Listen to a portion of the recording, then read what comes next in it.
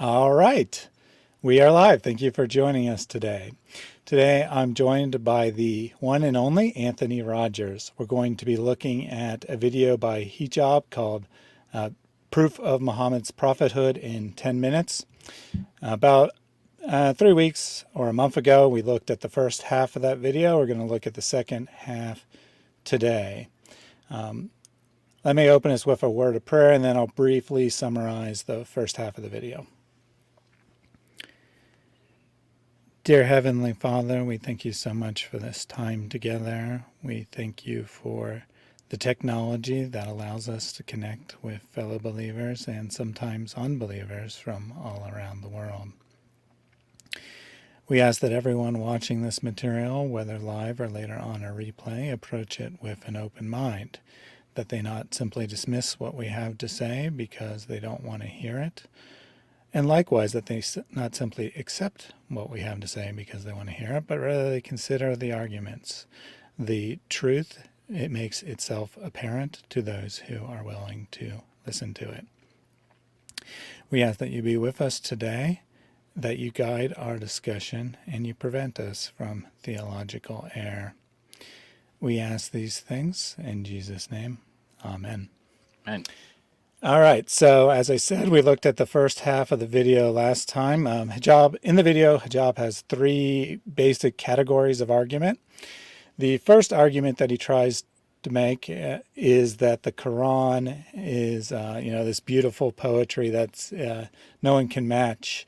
And he's kind of forced into making that argument, since that's the only argument the Quran really makes for itself. So maybe we'll give him a pass on that one, even though the argument is really bad. He probably wouldn't have picked that one if he wasn't forced into defending the Quran. So then he comes to his second argument, which is that the Quran contains prophecies of the future.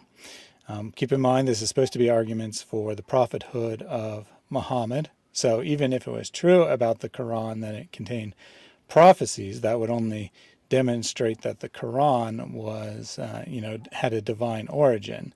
It wouldn't actually prove anything about Muhammad. It would only prove something about the text. But even ignoring that, we looked at what anyone who knows anything about this probably would have guessed is the first thing that Hijab would go to, and that's the so-called prophecy of the Romans being defeated and then later being victorious. We saw that that didn't stand up to scrutiny, and then we ended with Hijab trying to, even though he's supposedly arguing for the truth of Muhammad's prophethood, he goes on an aside and tries to tell us that the Bible is wrong. And to do that, he tried to claim that Jesus predicted that the world would come to an end in a short amount of time, and that it didn't actually come to an end. We saw that when we looked at Islamic prophecies, those actually made by Muhammad, or at least attributed to him, that this problem that Hijab gave to, or attributed to Christianity, which didn't hold up to scrutiny, was actually true about Muhammad. And we ended with this line here, that those infidels and skeptics would use this as an argument against Islam. So we thank Hijab for giving us yet another good argument to use against Islam. He's going to go into some additional prophecies. He started with what we presume to be his best, but he does make a couple additional attempts, so we'll pick up the video here. The video is in Arabic, so I have the sound off, but I'll read his words.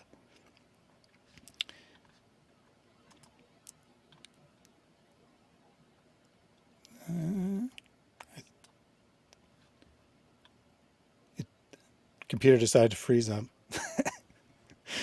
1 second. There we go. Okay, so he says, and there are many verses in the Holy Quran that mention the prophecies of what will come, like in Surah Al-Faf, about the arrival of the companions and Muslims to Mecca.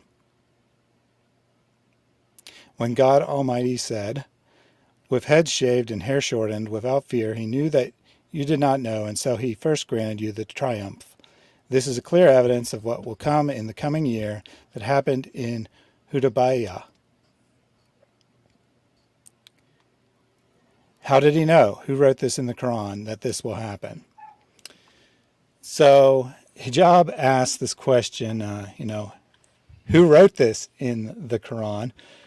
And there's a number of things we can say on this, but I would start with the question of when was this written in the Quran? Yeah. You handing the ball to me? Yeah. Yeah. I mean, part of the issue is whether, when people want to critique the Bible, they'll often operate on the assumption that if we have a prophecy in it, then it must be ex eventu, right? Or after the fact, or post eventu. And the problem there is, of course, that it's the presupposition that's controlling the dating, right? They're assuming there can't be prophecy, so these events must be written after the fact. But in the case of the Quran, we don't have good evidence that these things were before the events themselves, but we do in the case of the Bible, right? Like if you just take an Old Testament text, let's say Isaiah 53, 7th century prophet, there are people who will argue against the traditional dating. Some will say there are two Isaiahs, some will say three, and then these were eventually put together. The problem is, even on that fault-ridden assumption, which we could easily debunk, you still have this collection of these allegedly, three other authors being put together sometime prior to the coming of Christ. And I think it's an altogether remarkable thing if you're saying that people are just haphazardly throwing these things together and they end up remarkably predicting exactly what happened in the case of Jesus, right? But in the case of the Quran, we have nothing like that. I mean, we don't have these things being predicted centuries in advance, and we don't have good evidence that they were predicted even a day in advance, right? Our best evidence for these things comes from later.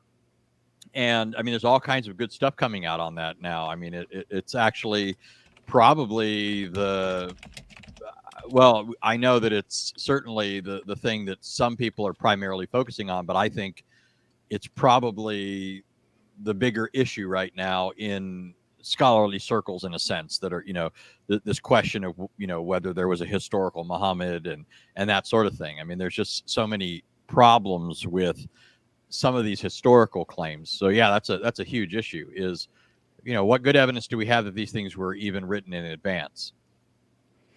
Yeah, and even if we grant this, the Muslim tradition says that it was written down, or that it was revealed at the first attempt to enter Mecca, where the Muslims failed to enter, and that it was a promise that when they returned, they would be able to enter. Even if we grant that, which I don't think we should, but even if we grant that, it's still not much of a prediction. I mean, what else is the leader of the army going to say? Oh, next time we'll fail, people. So keep following me. We're going to fail in the future. I mean, of course he's going to predict his own victory. What else is he going to say? Yeah. It doesn't boost the morale of the troops to tell them they're about to get slaughtered, right? Everybody join me, and here's your incentive. You're all going to get wiped out. Yeah, Muhammad was like any, good warlord in his time, telling people that they're going to be victorious. Even when they went into battle and he got his tooth knocked out, he was telling them how much they were going to kick the hide of the enemies of Allah. He didn't tell them that his tooth was going to stay on the battlefield. And I'm sure he wasn't telling himself that prior to the battle. So yeah, that's just par for the course. Yeah, exactly. Super chat from M here. God bless you both. And then he asked me to check my Patreon afterwards, which I will do. And I'm sure Thaddeus is much better checking his messages than I am. Well, that's a pretty low bar, in fairness. Yeah, that's true. I do have the passage of the Quran that he's referring to, and I wanted to bring that up as well because it's actually pretty interesting. He's referring specifically to 48:27, I believe, but starting here at 48:24, he is the one who held back the hands from you and your hands from them in the valley of Hudabaya near Mecca. Well, there's these little brackets here, which are kind of, you can't really see, but the translator has added this. It actually says Mecca. So the Quran actually has an error. It says that they entered Mecca when they actually didn't. The translator had to add that in to correct the apparent error. So if we're taking this as supposedly a prophecy, then the prophecy actually seems to be that they'll enter Mecca the first time.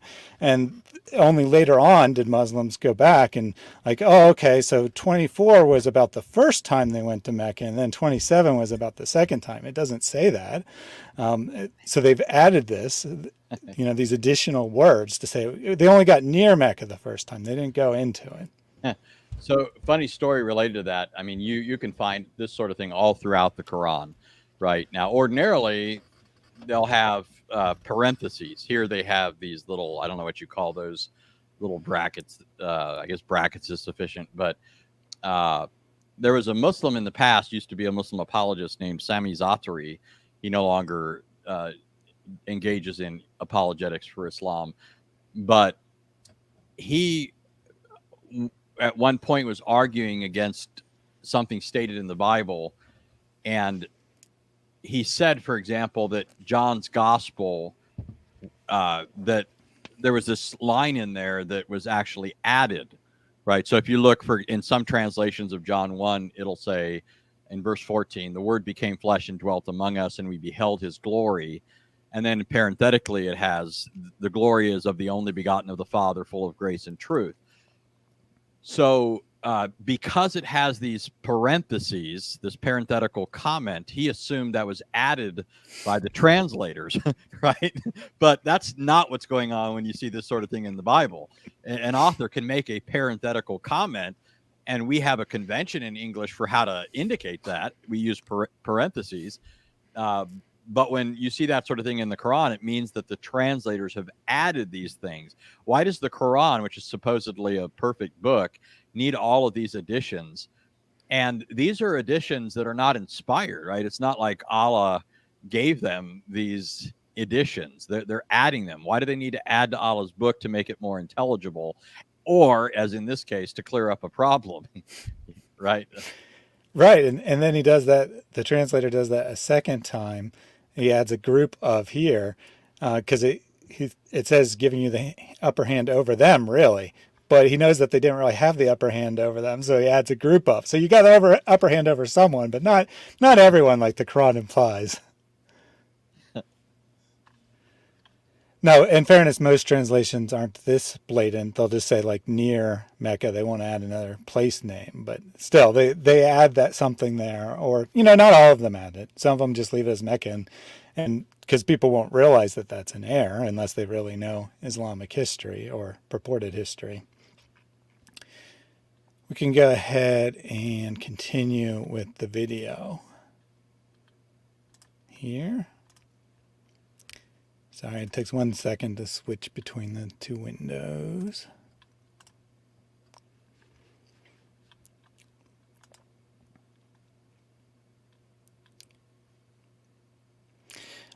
This means that you'll go for the Hajj and the Umrah, and this requires not fighting. All of these things are found in the verse. And in the other verse, what is found in Surah An-Nur, Allah has promised those of you who believe to do good, that he will certainly make them successors in the land.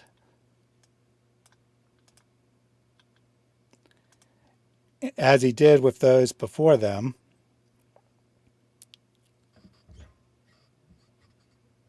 And he will surely establish for them their faith, which he has chosen for them, and will indeed change their fear into security. They worship me, associating nothing with me. And of course, this happened when the companions, God enabled them on earth, and that is well known. So he's making a second claim here. It wasn't that clear, but what he's trying to claim is he's trying to claim that the Quran also prophesizes the conquest of Arabia. So in addition to supposedly prophesizing the entry into Mecca, it also prophesizes the conquest of Arabia in general. And basically, we can say the same things about that so-called prophecy as we just did. That, well, one, we don't know when it was written when it was, revealed. We do know that it wasn't written down during Muhammad's lifetime, since none of the Quran was written down during his lifetime. So by the time it was written down, it had already been fulfilled. So even if it's something that he really said, I mean, how many other things that didn't happen did they just not write down? We don't know. And then there's the problem that what else is he going to claim? I mean, he's not going to claim that he is going to fail to conquer Arabia.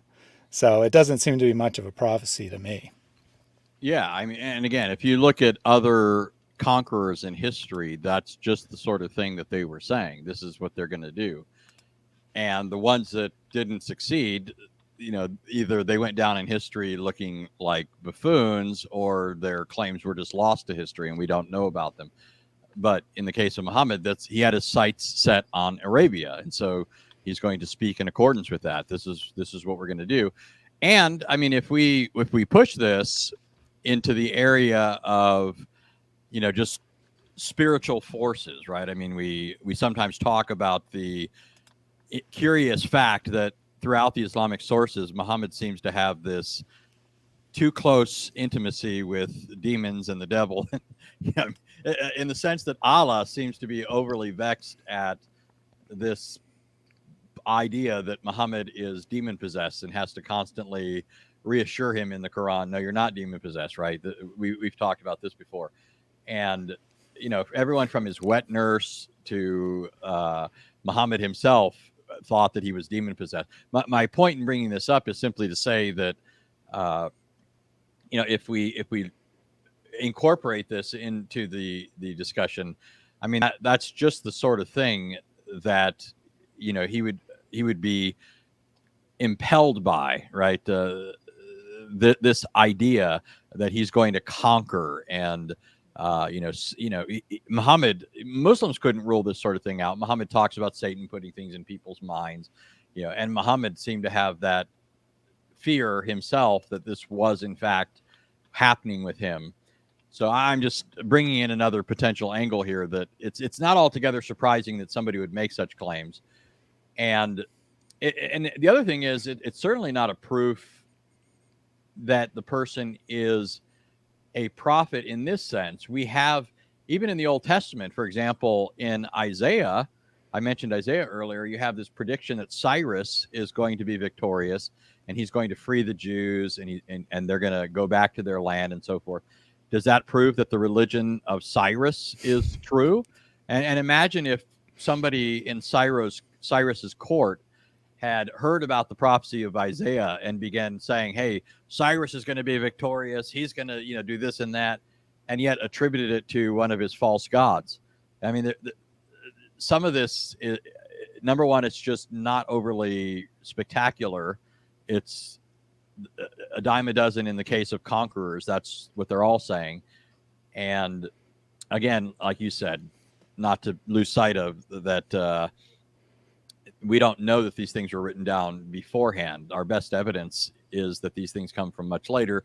And we know that a lot of it had to be tinkered with or embellished in order for it to comport with what actually happened, right? So, I mean, there's just issues. There are so many issues. If he's spending 10 minutes giving us conclusive evidence, usually if I have 10 minutes and I'm going to give you a case for Jesus, I'm not going to give you the sort of stuff that's the worst or not as strong or clear. I'm going to give you the best evidence. So we can assume, I think, that he's bringing us the best evidence, and this isn't even good. Yeah, I mean, if you're talking about prophecies of Jesus as evidence, you probably wouldn't go to Genesis and say, see, Jesus is an offspring or a descendant of Adam and Eve, therefore the prophecy of Eve's seed has been fulfilled, because, I mean, that's something you could say about anyone. Yeah, I mean, there are things there in the prophecy that are certainly significant, but apart from their full flowering as we move along through the biblical record, I mean, if we're just talking about that aspect of the prophecy that indicates his lineal descent from Adam and Eve, that leaves it sufficiently broad. It could, on those terms, be any member of the human race, right? That's in view. I think there's other things in the passage that are interesting, but at that point, just in terms of specifying the family that he would come from and so forth. You don't get that, right? Um, for yeah, well, I don't want to say that, but I was going to throw another point in, but Yeah, I mean, my point was not that it was, not valid or that there was nothing of value there. It's just that yeah, yeah, it's not the first thing you'd go to if you're talking about a prophecy. You'd go to something like Psalm 22, probably, if yeah. you're Or if looking, you mentioned or it, you'd mention it quickly to say, hey, there's this expectation that a descendant's coming, but then move to those passages that help us narrow it down in some more specific way. In fact, if you want to go to Genesis 49, which at least gets us down to the tribe of Judah, right? At least there, we're not talking about any nation, but a particular nation, and not just any tribe of that nation, but the tribe of Judah. And in particular, it's going to be a king from the tribe of Judah. So, there at least you got something more specific to put your teeth into. yeah, and I kind of feel that these so-called prophecies that Hijab's going to as his best examples are, kind of along that line, that they're the kind of thing that anyone could have said. We do have a question for you from 21 Olympus. He asks if you have a Bible study course. I'm not sure exactly what he means. I mean, on my YouTube channel, I do various studies. I am currently going through the book of Galatians, but also look at other stuff. I discuss doctrinal issues. I discuss prophecies. In fact, a favorite area, not necessarily for apologetic reasons, although obviously I think prophecy has great apologetic value, but just because I think prophecy does help us get into the actual thing that God was doing in bringing about redemption. So I think it discloses to us great insights about the person and work of Christ and that sort of thing. But I don't know if that addresses exactly what you're asking, but I do that Yeah, sort of thing. if you have a 21 Olympus, if you have a further clarification, go ahead and put that in chat. For now, we'll continue with Hijab's arguments here. So he's now going to switch from arguments that the Quran contains prophecies to arguments that the Hadith contain prophecies.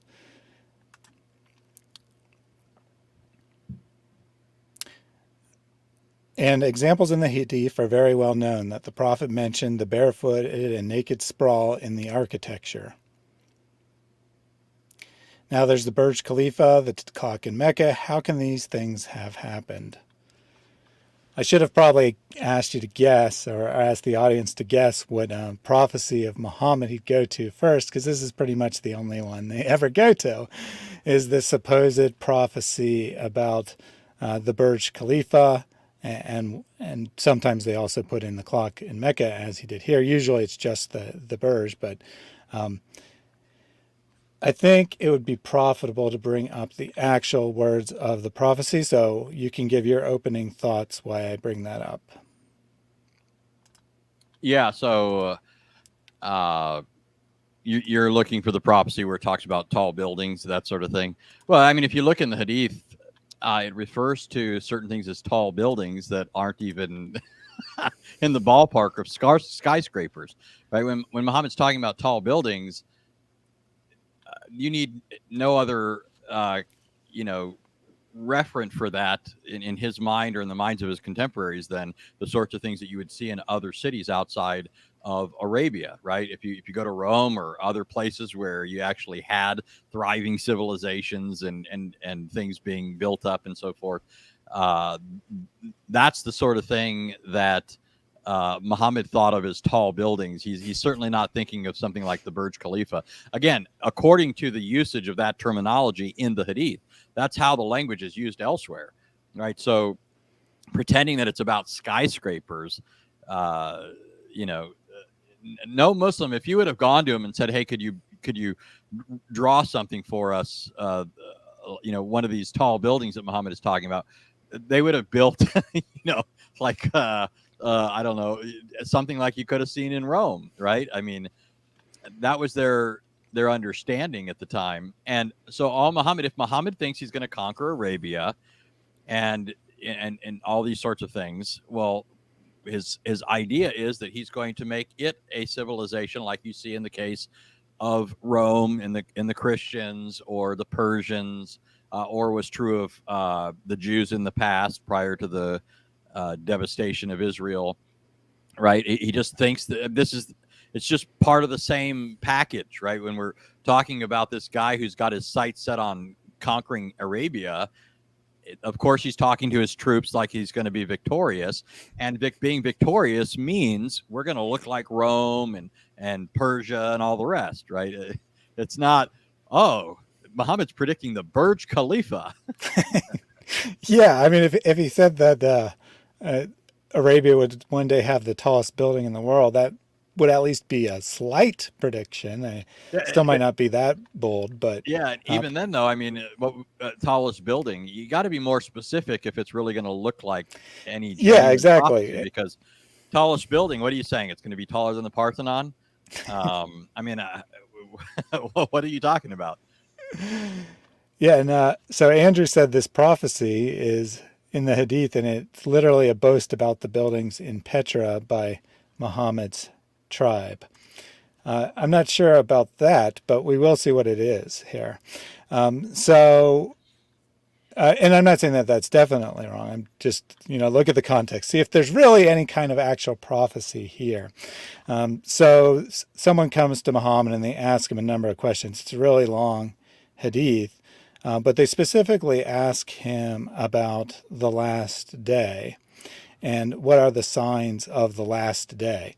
And then he answers as following. He says, when the slave woman gives birth to her mistress, and then Waki later said that this means that non-Arabs will give birth to Arabs. And then the second sign is when you see barefooted, naked, destitute shepherds competing in the constructing of tall buildings. So it's supposed to be a sign of the end times.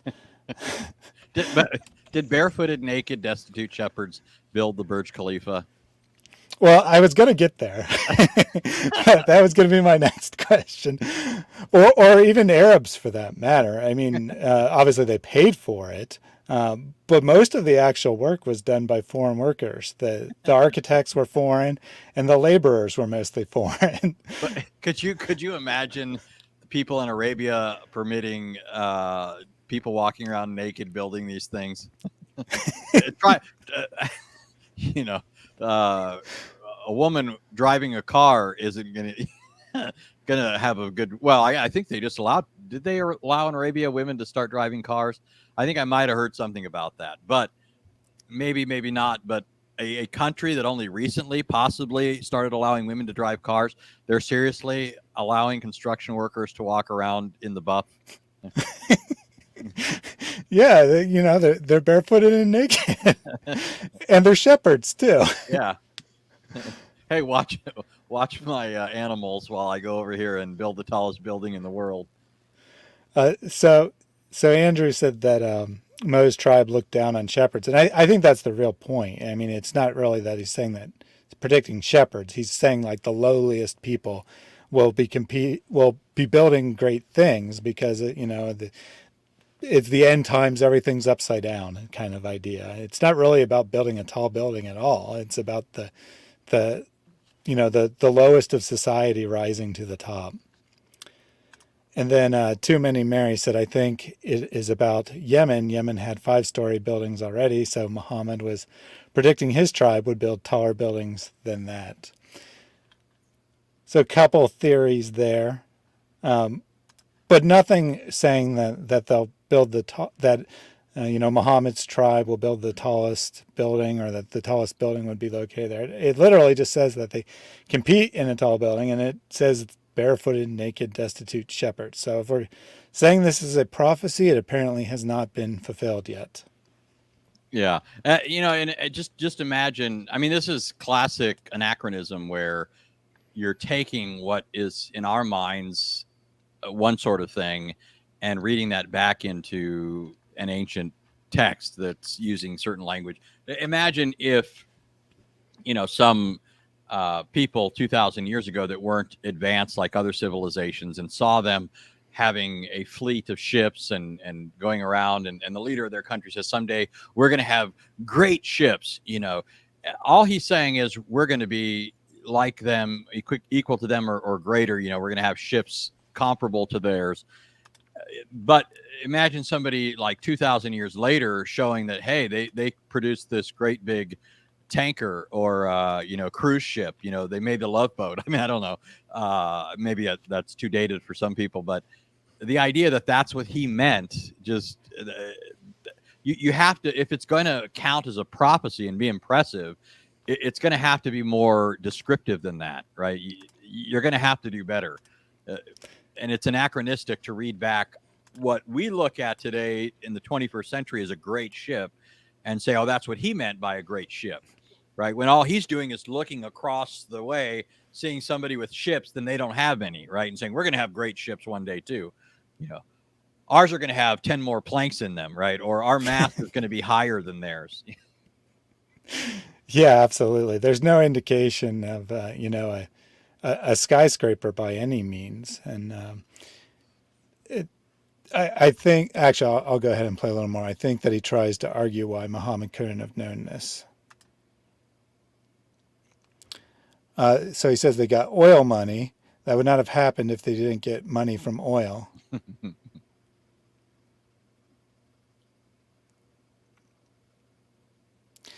No one can say that the naked barefooted can do something like that. Well, first of all, I would say, well, thanks for admitting that it had to do with finding oil and had nothing to do with, Allah bringing this about. But he says, could someone have predicted that the barefooted would do this? Well, no one did predict the barefooted would do this. Like you said, that's just reading what happened, or, knowing what had happened and then reading it back into the text when the text says nothing like that whatsoever. Yeah. It must not be in the video, but he does. He also has a version of this in text, and I think that he argued, or maybe it was someone else that argued, I forget which, but when I was researching it, someone argued that Muhammad couldn't have known about this because there were no tall buildings back then. So how could he have known about skyscrapers? Well, first of all, it doesn't say skyscrapers, and second of all, the pyramids of Egypt weren't that far away. I'm sure that people in Arabia knew they existed, and they're quite tall by any standards. Yeah, and the person that's equivocating, because it says tall buildings, they're assuming from a 21st century perspective that a tall building means something like the Empire States Building or the Sears Tower or the Burj Khalifa. But is that what it would have meant to Muhammad and his contemporaries? If it was actually a prediction about skyscrapers, he would have had to have gone beyond that language, which would have communicated nothing more to his contemporaries than buildings that they had seen elsewhere that were tall. I mean, if I say, even in our context, using a phrase like tall building, I mean, that's relative in some sense, right? Like if I, if I say that's a really tall, we're in some neighborhood or there's a tall house. Well, I mean, maybe I live in a trailer park and, anything that's not a trailer looks tall to me. I mean, if I say somebody's tall, all that could require is they be 6 feet because I'm only like 5'9", right? Now, what if Muhammad Hijab says that somebody, he's like, oh, this guy's really tall? You get the impression that he's probably taller than Hijab. Why is he speaking in ways like that? Just suggests possibly that he means somebody taller than himself. But again, I mean, there's always some point of reference. And the point of reference for a 7th century Arab or 7th century Arabs were buildings of the sort they had heard about, or maybe in some cases had seen from their caravan travels or what have you. But one thing I was going to say, and it's something of an aside, is he mentioned that they wouldn't have been able to do this without oil money. I actually think that's a pretty damning observation, because one of the claims Muslims will often make, and I actually haven't seen the rest of this video, so I don't know if he's ever going to try and make a scientific claim. The Quran has marvelous scientific insights. But they often claim that the Quran has these sorts of insights. What's always strange, though, is that the Quran never seems to lead Muslims to these insights until after the fact. In other words, somebody else discovers these things, and suddenly the Quran was saying that all along, right? And really, what they're doing is they're monkeying with the language because the Quran is more ambiguous than they want to admit. It, it's malleable, so they can use it like a wax nose, right? You know, back in the day in Hollywood, when they wanted to make a person look a certain way, they would shape their nose. That, like, you know, they'd use wax, and that's what they do with the Quran. They take these words that are really ambiguous, and then suddenly they give them these precise meanings that apparently match the new knowledge or something like that. But the Quran never seems to be leading them and guiding them to these things. It's always everybody else that's discovering them, or at least for the most part, right? Um, and so my point here is, why, if the Quran is right and it's got all these advanced insights and it's precise and all this stuff, why are Muslims otherwise not at the forefront of things? Why did it take some natural resource there to give them any kind of edge? You know what I mean? It's like other countries didn't have that natural resource and were incredibly productive in one way or another. Um, I mean, it's kind of like there's an old observation about I think it was the Chinese who discovered gunpowder, you know, but who did something with it? You know what I mean? Like making dynamite and all the rest. And I'm not saying the Chinese are dumb by any stretch. I think they're made in the image of God, and they've done, obviously, they've done all sorts of things at different points in history. But the point is, you know, you can have people that are, you know, they have something, but they don't, it's almost like they don't know what to do with it. And Islam, you know, you'd expect if the Quran had these things that they would be more advanced than they are and not dependent on uh, something like oil money to give them some place in the world, kind of thing. Yeah, actually, there's a prophecy that the Quran could have put in that would be pretty amazing. That one day people will discover a black liquid under the ground of Mecca, and it will bring great wealth on the nation. I mean, there's something it could have predicted. Yeah, I mean, they could have had a song like the Beverly Hillbillies that Muhammad taught his people to sing. Again, I don't know how many people know that what I'm referring to. Beverly Hillbillies was an old movie where this old mountain man went out very poor, shooting in the ground, and up from the ground came a bubbling crude, and he was rich overnight. Yes, it's technically before my time, but I've seen a few episodes. Pretty humorous TV show for sure. Off-topic comment here, but Comment Warrior said that he has a video of Tovia Singer supporting the genocide of Palestinians. And I brought this up since you just did a video on Tovia, so I was wondering if you'd seen that clip. Actually, I have not. That's interesting. I watch Tovia from time to time, and I'm always surprised at how he's trying to pull the wool over people's eyes, because I really can't believe he's as ill-informed as his videos would suggest, which leads me to think he's just obfuscating, hiding these things from people. And if he really doesn't know them, that even, I don't know, that might be worse, right? Because he's over there speaking as some kind of an authority. People are listening to him, and he's just not sufficiently schooled in these sources. And, but he makes some pretty, one thing I saw recently, for example, from Tovia, he was arguing that Christians are responsible for mistranslating Psalm 212, where it says, "Kiss the Son, lest he be angry." Right. So he blames the King James translators. They're the ones who did this. And he pretends like it's just no way it means the Son. And yet you could go read Midrash Tehillim, for example, and right there it's interpreted by the Midrashim as if it were a reference to the Son. Now, there are other interpretations, but the point is, they're not the translators of the King James Version. These are Jews who are seeing that as a reference to the Son.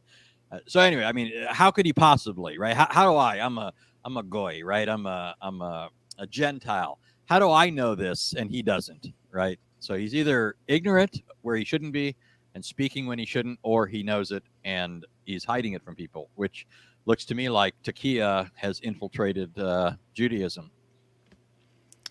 Got a couple comments from Carol and Little Deer saying that they They remember watching Beverly Hillbillies when they were younger.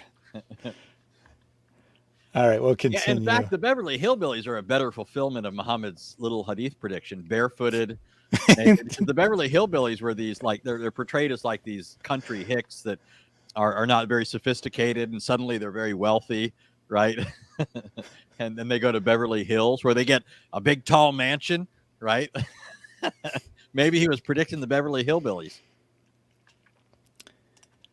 And Arabian Princess says, "Hey Anthony, there are a few Muslims who would like to debate you. I have a feeling it might be more than a few, but and one of them is Jordan M. He's from the UK, I think. So, any comment on Well, future debates with Muslims?" yeah. Well, one thing I'd say is it's curious to me that somehow other people know about these Muslims that want to debate me, and I don't know. And I don't mean that like obviously she's paying attention to things, but I'm thinking, why wouldn't they tell me, right? Wouldn't I be the natural person to tell that to? Or somewhere, right? Somewhere along the lines, I should find out too. Otherwise, it just looks like they're talking and don't really want to do that. But I do have potentially 3 debates coming up in a 2 or 3 day period in September. I'm not sure on all of them just yet, but one is potentially a debate on whether Jesus fulfills the suffering servant passage of Isaiah. And another is, does the Bible present God as a deceiver? Osama Abdullah, who's a Muslim from the past, I don't know how many people know about him today, but he was very popular in the Dawa circles back in the day. I've been a writer for Answering Islam for a long time. We don't update much anymore, but we had a website. It's still up, answeringislam.org. And there was Osama Abdullah created another website called answeringchristianity.org. And he's a pretty slick fellow. He bought answeringislam.net or something like that, or .com. So it was very similar to ours, and that would direct traffic to his site. So people that were looking for ours would go to his. And so we used to tango with him a lot in the past. In fact, he's one of my earliest, the guys I debated early on, and then he dropped out of the Dawa circles. But I guess he wants to debate whether the Bible presents God as a deceiver. And of course, here he's, smarting from the fact that the Quran repeatedly calls Allah a deceiver, even the best of deceivers, and shows him engaged in deception quite often. So he wants to try and turn the table. So I might debate that issue. And if I'm not mistaken, I think so. Nadir wants to debate. I'm not mistaken about that. Nadir Ahmed, not in my mind Islam's greatest hero, but he wants to debate, and I think it's on science. I don't know why he's still debating that. I could be wrong on the topic because it was just thrown at me, but anyway, so those are 3 potential debates. A while back, thought I was going to debate Jake, the Muslim metaphysician, but as some efforts were made in that direction, he suddenly was choosing other people, and then that just sort of fizzled out. And but yeah, I mean, I'm available. I don't know. I'm not that hard to reach. They can come in my comment section, my chat room. They could contact Ministry to Muslims, George Saig, and tell him they want to debate. I've heard that Yusuf Ismail wants to debate. We haven't agreed on a topic we'd both like to do. I could always get Shabir to do a debate. He's like a debate junkie. I don't mean that in some pejorative sense. It's just, he seems to relish debating. But I've debated him 6 times, and I don't know. I don't want to keep picking on the same guy. Yeah, I was going to ask if those debates are part of the Ministry to Muslims conference. Yeah, so there is going to be a conference September 9th through 11th in California. The details are on Ministry to Muslims webpage. And so there is going to be a conference with numerous speakers. Hatun is going to be there. Tony Costa is going to be there. Samuel Green's going to be there. I think Jay Smith is part of the conference, but I don't know that he's going to be there. He might be, coming in through an online source. But there is going to be a conference. There might be some debates. There just haven't been finally agreed upon. Excellent. So we'll continue with hijab now, looking at another claimed prophecy here. And there are many things. I mean, for example, like the hadith about usury that Prophet Muhammad mentioned, it would be very widespread, and whoever take it will be infected from it. Now, the whole economy is based on usury. It's not easy, and you will not find anyone predict with such accuracy like Prophet Muhammad. Go read some writings of economists. They talk about stuff all the time, and often, certain economists see the trends and predict things that happen quite accurately. But this one is especially poor, right? Yeah, I was going to ask, is this even a prophecy, or is it just a description of the way the world's always been? I mean, people charged interest on loans in the first millennia BC, second millennia BC. It's not exactly a prediction. It's just an observation. Yeah, I mean, and I'm not exactly recalling the precise wording of it. I don't know if you have that handy. I have it.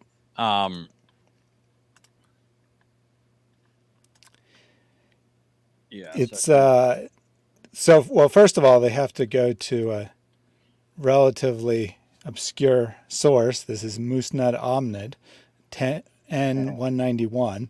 The messenger of Allah said, "A time will come when people in which they will consume usury." It was said, "All of the people?" The prophet said, "Whoever does not consume it will be affected by its dust." So this is the prediction. I mean, it's technically set in the future. He says there will become a time when this is true, but I'm pretty sure that was already true in his own time. Yeah, it's uninteresting. I mean, it would be like that's when I said I don't know the precise wording. To me, what I was thinking is the only thing that would make this somewhat interesting is if he specified, say, the Muslims. I'm not saying that this would suddenly be impressive. I'm just saying it would be a bit better than just this broad statement. Like, if, in other words, if he banishes usury from Muslims in his circle, right, and then he's saying at some point in the future, all of you are going to be engaging in usury, that'd be a little more impressive. But I mean, again,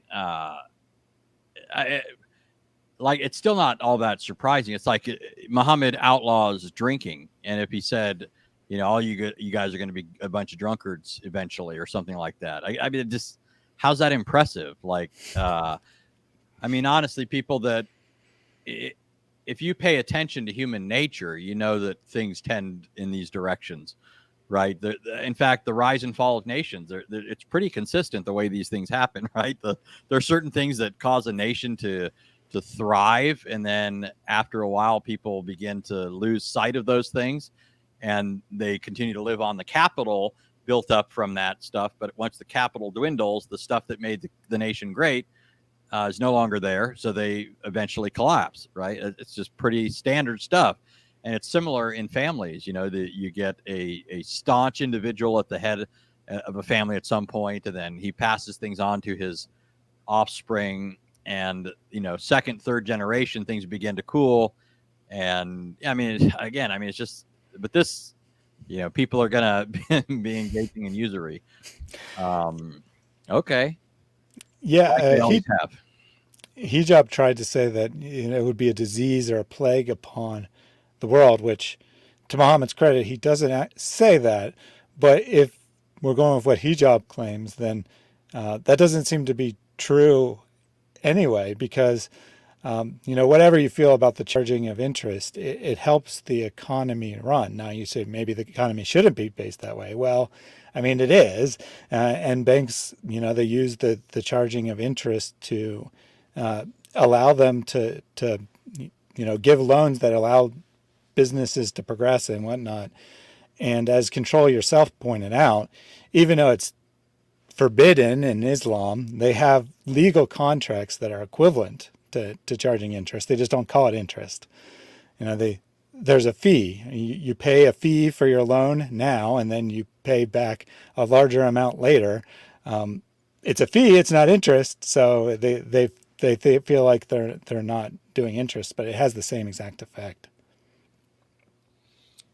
Yeah. One other thing is, why do they so freely get to use sources like Musnad Ahmed?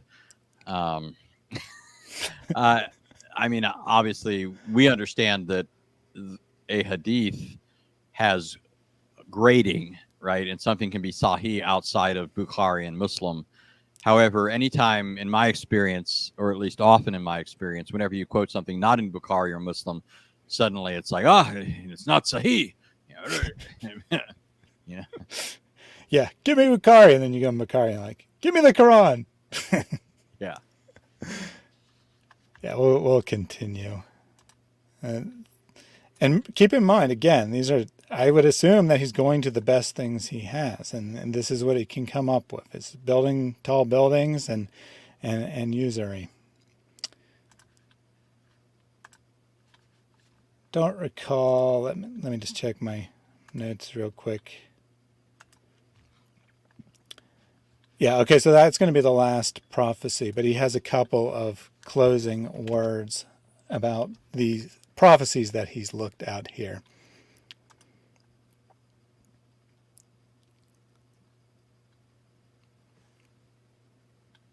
It's not by himself, but by given prophecies from God Almighty. And this is the second section. We said language and the prophecies, and then also the history. So his third argument is going to be history. But before we go into that third argument, he said that the only way that anyone could have predicted these things is if they were given to him by God Almighty. So I'll just throw it to you for your closing thoughts on the prophecies, or so-called prophecies, that we looked at. Yeah. So the statement just prior to that was on the screen is that these were precise, right? Such how did he put it? Right before that. Yeah. He said, it's not easy, and you'll not find anyone predict with such accuracy like Prophet Muhammad. Well, we've already seen there isn't anything spectacularly accurate about these things. The very accuracy we need in order to validate these as actual predictions isn't there, right? Tall buildings, right? Which could, I don't know, refer to the Leaning Tower of Pisa or something. I mean, but we're supposed to believe he was predicting the Burj Khalifa. That's precisely the kind of precision that isn't in the sources that allows us to say this is amazing stuff. It's not. And then he's talking about the sort of thing that anybody who could read trends could say, or anybody that's just engaging in guesswork could say. Talking about people being given to usury. That's human nature, right? That and that's way things work in terms of an economy in most cases. I mean, all these sorts of things aren't remarkably accurate. And no, it doesn't take divine inspiration for somebody to say those sorts of things.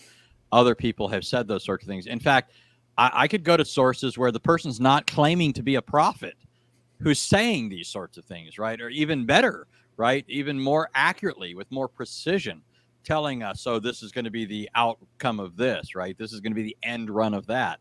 There's far more impressive anticipations of future things than you find in Muhammad from people that aren't claiming prophetic insight.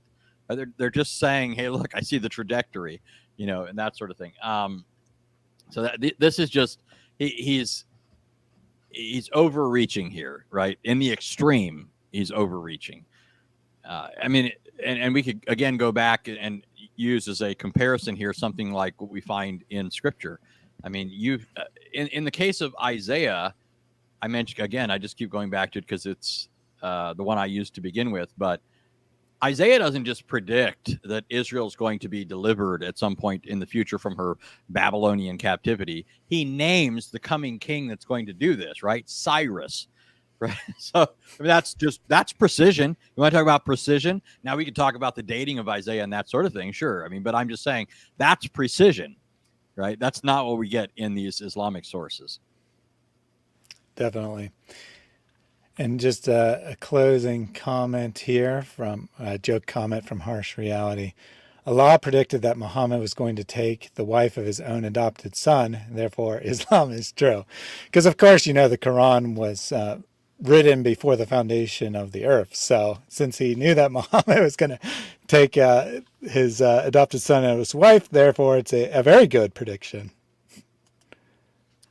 Yeah, and of course, what you have in the Quran is more Muhammad or Allah or Muhammad, however you either way works, pushing Muhammad in that direction, right? Isn't it convenient?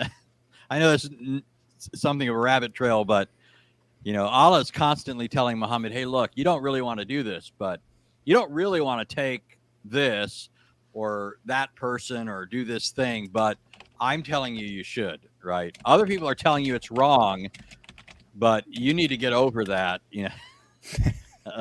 Right? So it's really Allah in the Quran telling Muhammad it's okay, you know, even though everybody else says it's scandalous to have the wife of your adopted son, you know.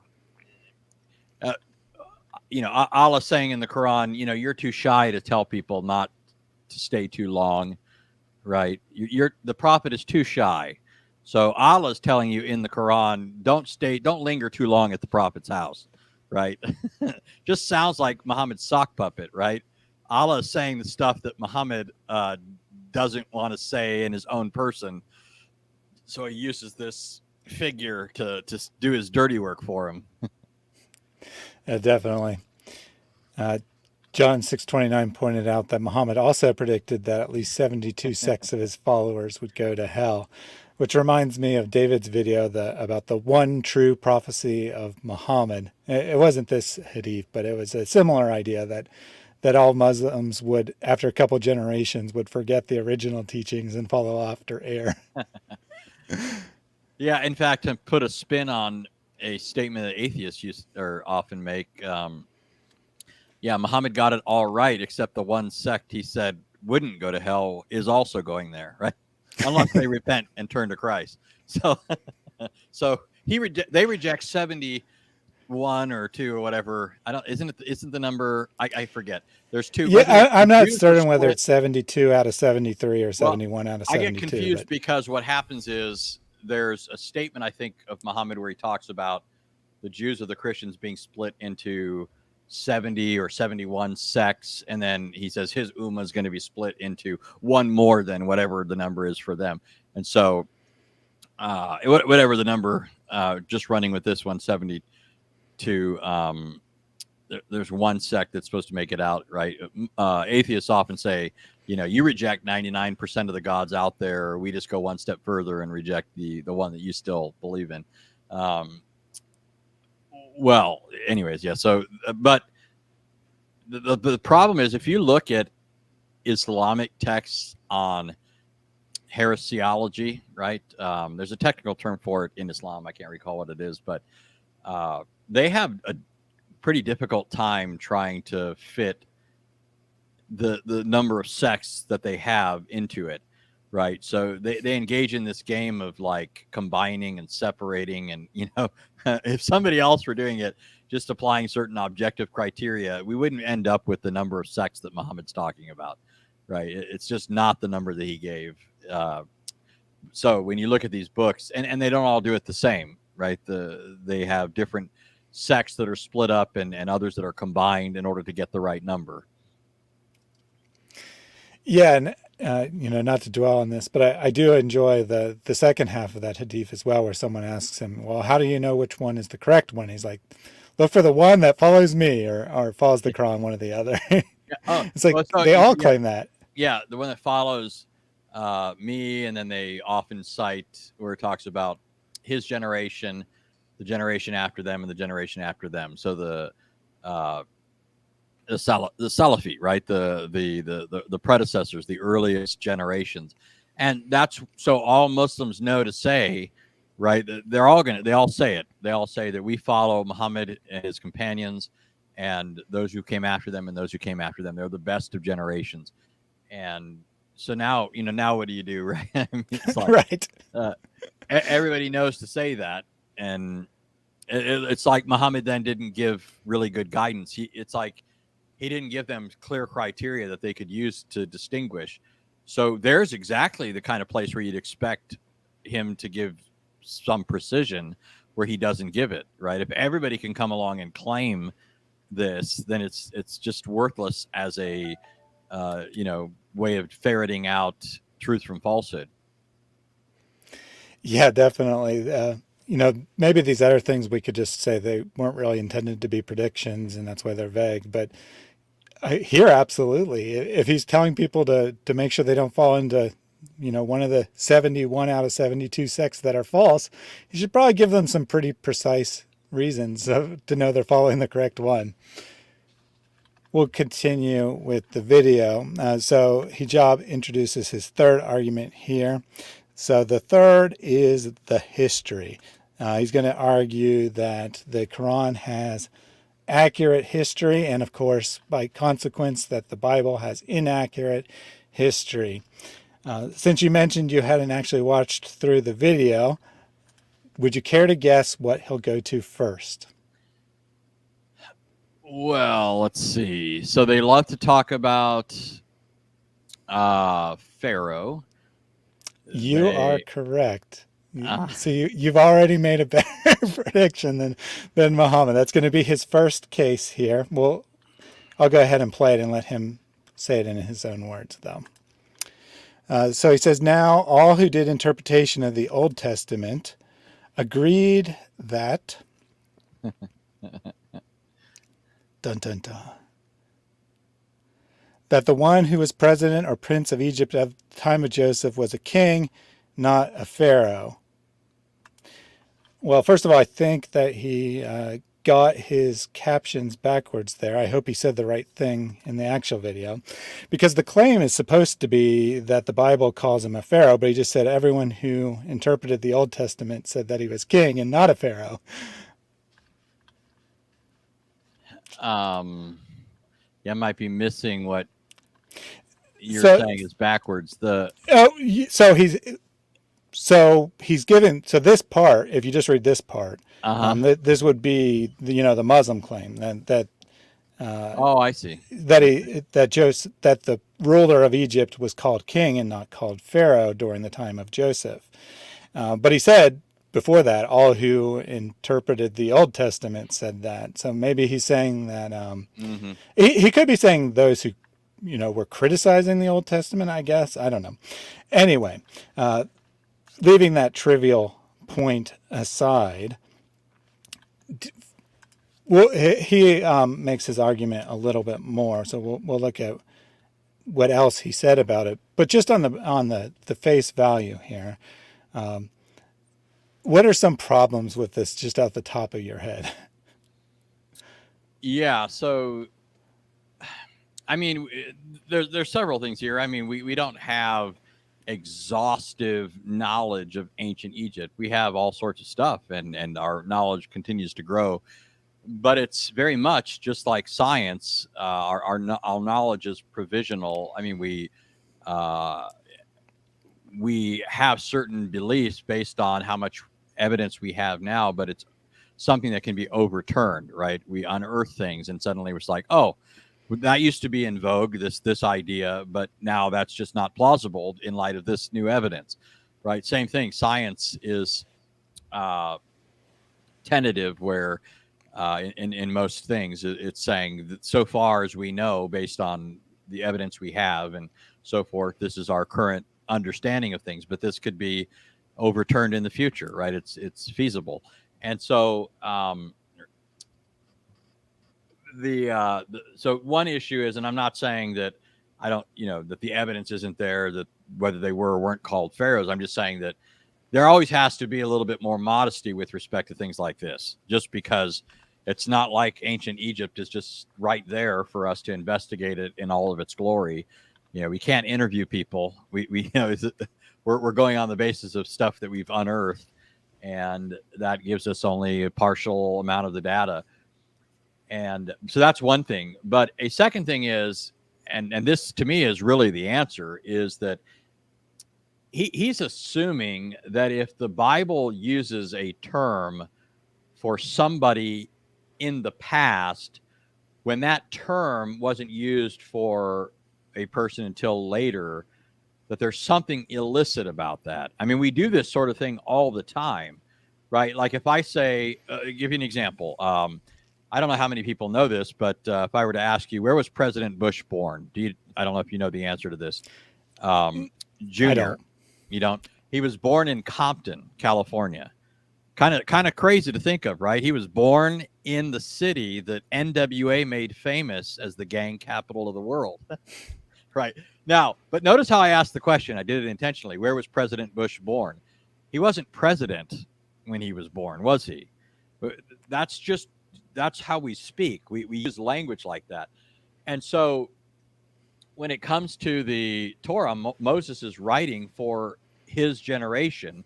He's writing for Israel. And so when he refers to what's happening at the time of Joseph, the leader of Egypt, the term for that for the Israelites is Pharaoh. That's what they would have understood. It's illicit to turn around and say, oh, they didn't use that name back then. Well, what was he supposed to use? A name they wouldn't have understood, or you know, I mean, and besides that, the Bible's establishing connections. It's establishing patterns, and it's using terminology so that certain connections can be made, which we can't go into all that right now. But I'm just saying that it has this consistency of language. So, for example, every time Scripture speaks of Egypt, it's always down, right? Or when you're leaving Egypt, you're going up. When you're going to Egypt, you're going down. And it's part of this overall picture of presenting Egypt like Sheol, right? The land of the dead, which it was even called by people in the ancient world. Egypt is always presented as below, right? And so it creates this sort of picture of the realm of the dead. And so Israel being taken up out of Egypt is like Israel being raised from the dead. And there's all this imagery that's being built up in the Bible. And that depends on this sort of thing where you're creating a system of language, you know, that connects these things. But anyways, the basic point here is just that you can use a later term to refer to something in the past, right? It's not the same thing as the anachronistic fallacy I was talking about, where you take, you know, something that didn't exist. There was obviously a leader of Egypt, right? And in later Israel, they called them pharaohs. So that term can be used for a leader of Egypt in the past. It's not the same thing as, you know, using the word tall buildings. And then later we use the word tall buildings to refer to skyscrapers, which wasn't part of the meaning back then. And then, you know, saying that's what the word is referring to. It's entirely different things. Right. Absolutely. So I have a couple more thoughts that I'll share after Hijab gives his argument. But Anabaptist pointed out that people use modern terminology for things all the time. Almost all the Egyptian cities are not the names the Egyptians used, and so forth. And indeed, modern Egyptologists usually refer to all the rulers from the founding of the first dynasty up until Cleopatra, the last pharaoh, as pharaoh. They don't say, well, until from here to here they were called king, so we're going to call them king. No, they just call them all pharaohs.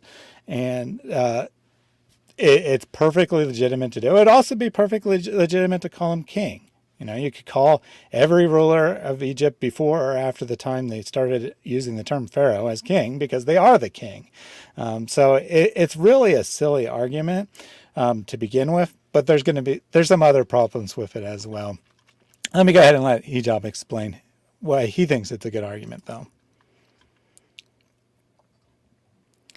But we see in the Holy Quran that Joseph, when he is speaking with the president and prince of Egypt,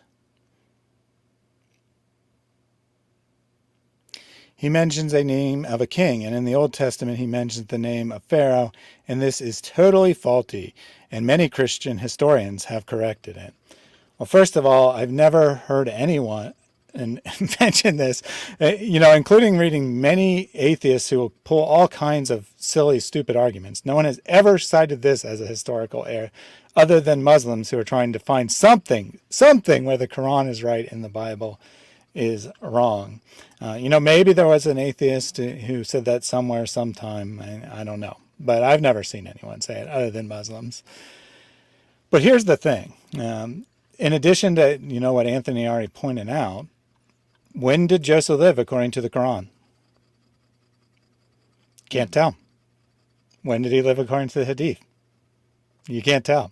So you have to presuppose the biblical timeline in order to get a date to say that the biblical timeline is wrong and the Quran's right. But if you're assuming the biblical timeline's right, then why are you saying the Quran is right? And then the other thing is that this is actually, the first time a Muslim brought this up, I tried to do get a real answer. And the answer is that no one actually really knows when they switched using the term because, naturally there'd be a transition period where people were using both terms we have very impartial records of ancient history. So no one really even knows when this change occurred. So it's just a complete non-starter as far as I'm concerned. Yeah. I was thinking when you were talking about dating and so forth, thinking if we were just going by the Quran, we don't even know when it was written. You could come to different conclusions. For example, in Surah 17, it talks about, blessed is he who took his servant by night from the nearest mosque or the sacred mosque, the furthest mosque or whatever. And supposedly that's a reference to Muhammad's night journey from Mecca to Jerusalem. Right. But the statement is inaccurate in the sense that there was the temple wasn't in existence in the 7th century. So if the Quran is right, we have to say that whatever this is being revealed was when the temple was still there for this servant to have been transported to it, right? Which means that it had to have been written in the 1st century or before. So you get one date there just going off of Quranic data. You could go to another part of the Quran and say, oh, this has to be after a certain date or before a certain. I mean, you end up with all these conflicting things. So not only do you have the problem of when is Joseph around, according to the Quran, you have the problem of when is the author of this book even around, or when is this book coming into being? And then of course, you've got all these other, he's complaining about using a later term from our current set of, data for a person in the past who occupied the same office conceptually. I mean, it's the same idea. He's complaining about that, but the Quran's got people in the wrong locations at the wrong date, right? Like Haman is in entirely the wrong. Haman's in Egypt with Abraham, and he's got all this stuff confused, right? It's strange. It's not strange. I mean, what else are you going to do, right? You got to grasp at something like this if you've got so little to work with. Yeah, and we're going to see that, this is the one that Muslims typically go to when they try to claim that the Quran is historically accurate. He does have a couple other things which are less common, and I think we'll see why they're less common. But Too Many Marys pointed out that Hijab just called it the name Pharaoh and the name King, and that because that's what the Quran does, which is, of course, not accurate. Now, I mean, I don't necessarily think that's an error of the Quran, but if you're going to be nitpicky about tiny little details, then these kind of tiny little details matter. And Daniel pointed out that the Bible does use the name King as well, that it uses King and Pharaoh interchangeably, which makes perfect sense because they're two words that basically mean the same thing. So we'll continue with his argument here. So he's going to talk a little bit about the Old Testament because, of course, he can't make an argument for Islam. He has to try to make an argument against something else. The Quran corrects the Old Testament. So how, and those who say that it quoted from it,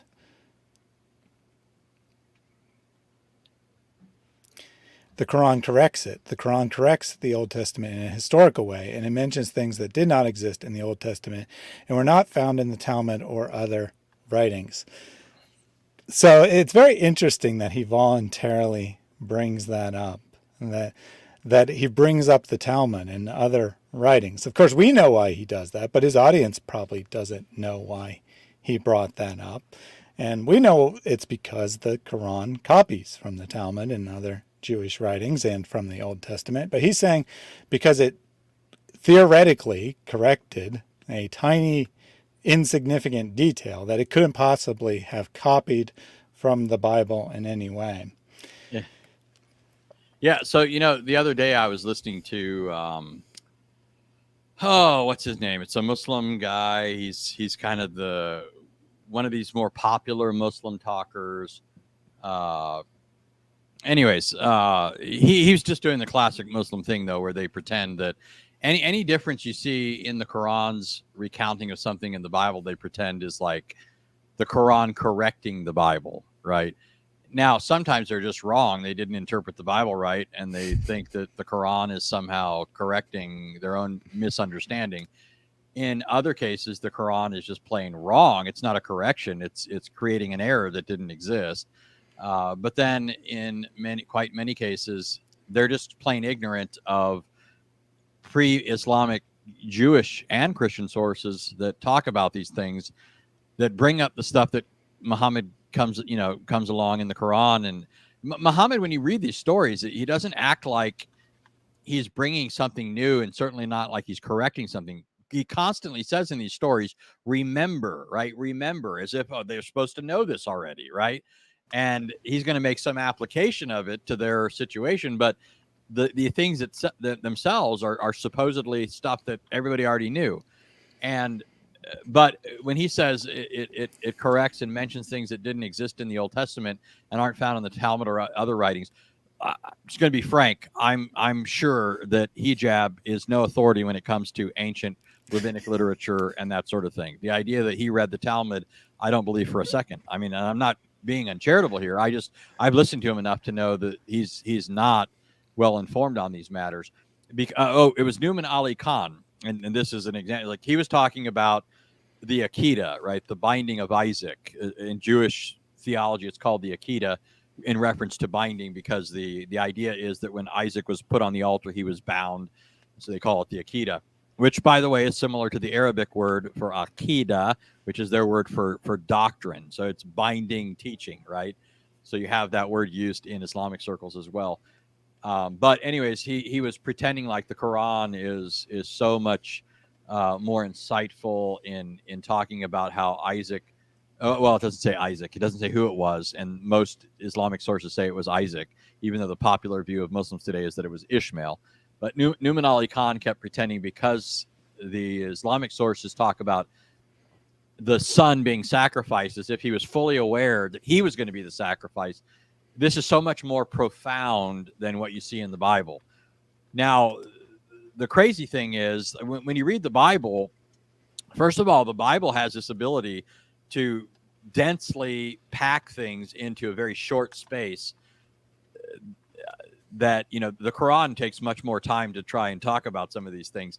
The Bible ends up being able to state these things more pithily and pungently, and it is able to provide the materials out of which further insights can be arrived at. But you look at the Jewish literature on the binding of Isaac, and there's this developed idea of what was happening there, and there's nothing in the Islamic sources that you couldn't have gotten from these Jewish sources, right? And in my mind, most of what Muhammad knew about the previous scriptures, like, I often hear Muslims think they're refuting us when they say, Muhammad couldn't read, so he didn't get this stuff from the Bible. Well, I never once thought that he was getting it from the Bible per se. I think he's picking it up from Jews and Christians, like crumbs off a table. I mean, he's hearing oral things being transmitted, and not all of it is actually a oral recitation of the Bible, as much as it might be maybe a sermon, maybe a teaching, maybe a somebody rehearsing some tractate from the Talmud, or some Targumic or Agadic source or whatever. I mean, it's never once been my view that Muhammad was like looking at the Bible and then saying, So anyway, Right. when you look at when he says that the Quran is correcting things and mentioning things not found in the Old Testament, and then says not in the Talmud or other writings, that's, who is he to say that? I mean, really? I mean, I don't think he'll listen to this, but I'd beg him, in a sense, to give me this information that's supposedly in the Quran. In fact, this might be a good challenge. I'll challenge Hijab. You give me the stuff mentioned in the Quran about these Old Testament figures and events that can't be found either in the Bible or in rabbinic sources. Well, you're in luck because he's going to attempt to give an example. Oh, okay. And maybe I should have asked this question earlier. But let's say theoretically that the Quran contains accurate history not found in the Bible. Would that actually be an argument for Muhammad's prophethood? That it contains information not found in the Bible. Well, number one, at best, if we really stretch this, it would say something about the Quran, right? I mean, the Quran's not supposed to be Muhammad's word. I mean, it's supposed to be the word of Allah, and from the Quran itself, we don't have a clear connection, anyways, from this book to that person, right? The Quran mentions the name or mentions the word Muhammad a handful of times, only like 4, and it's not clear that it's being used as a name in several of those cases. It just sounds like a title, right? The praised one or whatever, which some have argued was actually a reference to Jesus, and whoever put the Quran together, you know, they were collecting some of these sources from, you know, Christians and others. But anyways, I really don't know how that gets you there, right? Because what's the basis for believing that these things are true, that the Quran is saying that the Bible didn't say, right? I mean, okay. So here, I'm going to give you an additional detail. When Abraham went up the mountain with Isaac, they had on brown sandals. Okay. There's an additional detail. Okay. Does this prove now that I'm a prophet because I've given you a detail that the Bible didn't give you? Well, isn't that what, when they make movies of things, don't they have to do that all the time? If they're taking it from some written source, they have to, you know, use their imagination as to fill in certain details that aren't part of the text. So what if Muhammad, you know, tells us some imaginative detail that he's filled in, right? What does that prove? Yeah, it doesn't prove anything. That's kind of why I asked the question. And even if, you know, the Quran contains some verifiable fact about ancient history, which it certainly does not, to be clear. But even if it did, all that would prove is that Muhammad had, or all that would suggest is that there was a source that Muhammad saw. I mean, the past is in theory knowable. You can, in theory, know the past. So it's not a very strong claim for prophethood, even from the start. Control Yourself said, agreeing with you, how can the Quran correct something which the Quran says is perfectly preserved and was sworn upon by Muhammad? And Andrew also agreeing that the word remember is right because Muhammad told the stories in the Torah and the Jews. So the original audience, I think it's pretty clear the original audience of the Quran knew the text that they were referring to, that you know, whoever delivered the recitation was referring to, because he tells them to remember, and he doesn't give details. You know, he usually has a very abbreviated version, and the details in the Quran by itself are insufficient to know what happened. They're not necessarily wrong, although sometimes he does confuse details and get things wrong. But even when they're correct, it's not a complete story. The author expects you to know the story he's referring to. Yeah. Go ahead and look at his example of things that didn't exist in the Old Testament that were in the Quran. Such as the Almighty saying, neither heaven nor earth wept over them, nor their fate delayed. And we know now, it's mentioned in Pharaoh's inscriptions that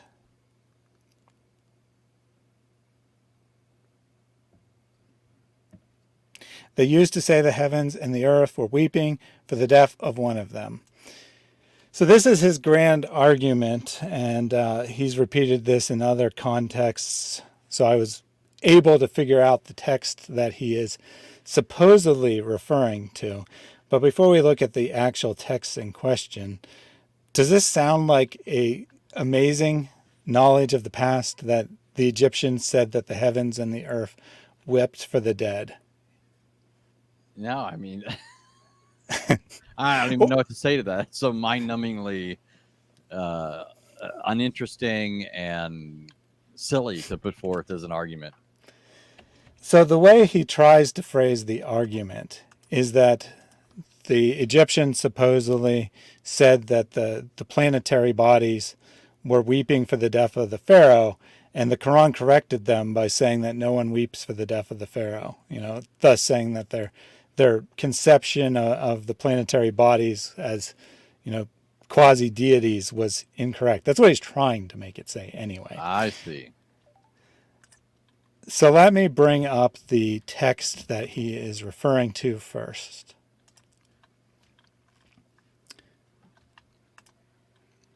So it comes from a pyramid text. I didn't check the date to make sure it actually had anything to do with the time of Joseph, but let's just go ahead and grant that it could be related in some fashion. So this is what the text actually says. The sky weeps for thee, the earth trembles for thee, and then a word of uncertain meaning. Woman laments for thee, the great something mourns for thee.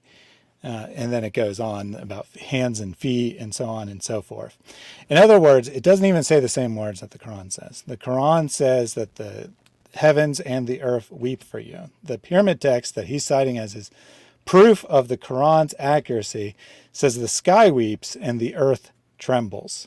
And trembling is not the same thing as weeping. Yeah, and I mean, this looks poetic to me. I don't know if even in that source it's intended literally, as if the Quran, what's there to correct? The Quran talks about inanimate things praising Allah. Muhammad's food used to praise Allah. Some Muslims will say it's not to be taken literally. I think it is intended literally, but even granting that it's not, why read that literally, right? The sky weeps for thee, and then pretend the Quran is correcting it when it says, no, it doesn't. That just makes the Quran look stupid, right? If I say on the basis of the Psalms, the trees clap their hands, right? And then somebody comes along, I'm correcting you, the trees do not clap their hands. I'm going to say, I don't even have the time to refute you, because if this is how you're going to take language, then, what hope do I have of a good follow-up dialogue to this? Definitely. So I don't have the Quran words pulled up to show you on the screen, but I'll read it. And the heaven and the earth wept not for them, nor were they reprived. And we certainly saved the children of Israel from humiliating torment. Doesn't seem to have any connection whatsoever other than the word sky weeps. So I don't know how that Quran is supposedly correcting this. It doesn't have any connection to it. The context is totally different.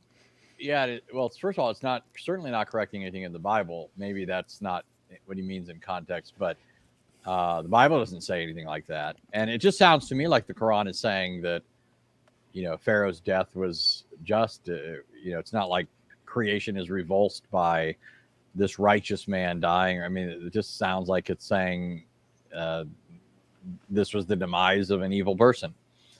Yeah, I agree completely. I think that it's just an ordinary statement that anyone in any culture could theoretically make. And that's all it's saying, is that it's no big deal that Pharaoh died, because he deserved to die. And Hijab somehow found this pyramid text that looks vaguely similar, and he says, see, it's a polemic against this specific text or this specific religious idea of the Egyptians, and the Bible didn't make any such polemic against the Egyptians, so therefore the Quran has more accurate history. I think I'm fairly representing his argument. He doesn't explain it very well, but that's the best argument I can make out of what he says. So we'll go ahead and move on here. And the addition, he has a couple more, and they're going to be even worse, believe it or not. I don't want to bias your opinion in advance, but they're not good.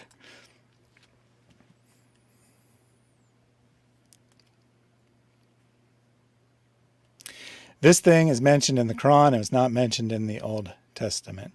So how did he bring this prophet? May God's prayers be on him. And when God Almighty mentions that Pharaoh said, I am your supreme Lord,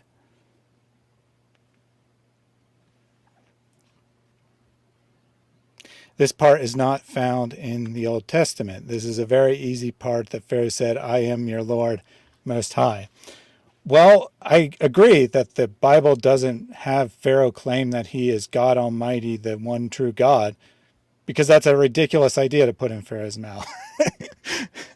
Yeah, I mean, this goes back to the point we were making before. How is it proof that what you're saying is inspired, that you say something about the past that you can't find in some source about the past, right? I mean, how do we know you're not making it up then, right? I mean, that's not an argument. I don't even get the line of reasoning here, right? If I say that at the time of Alexander the Great, this guy had a chariot with 2 horses.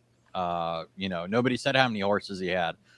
So am I suddenly now everybody gonna say, "Oh my gosh, how did he know that? This guy must either be a prophet or the most remarkable historian we've ever seen." How do we know I'm not just making it up?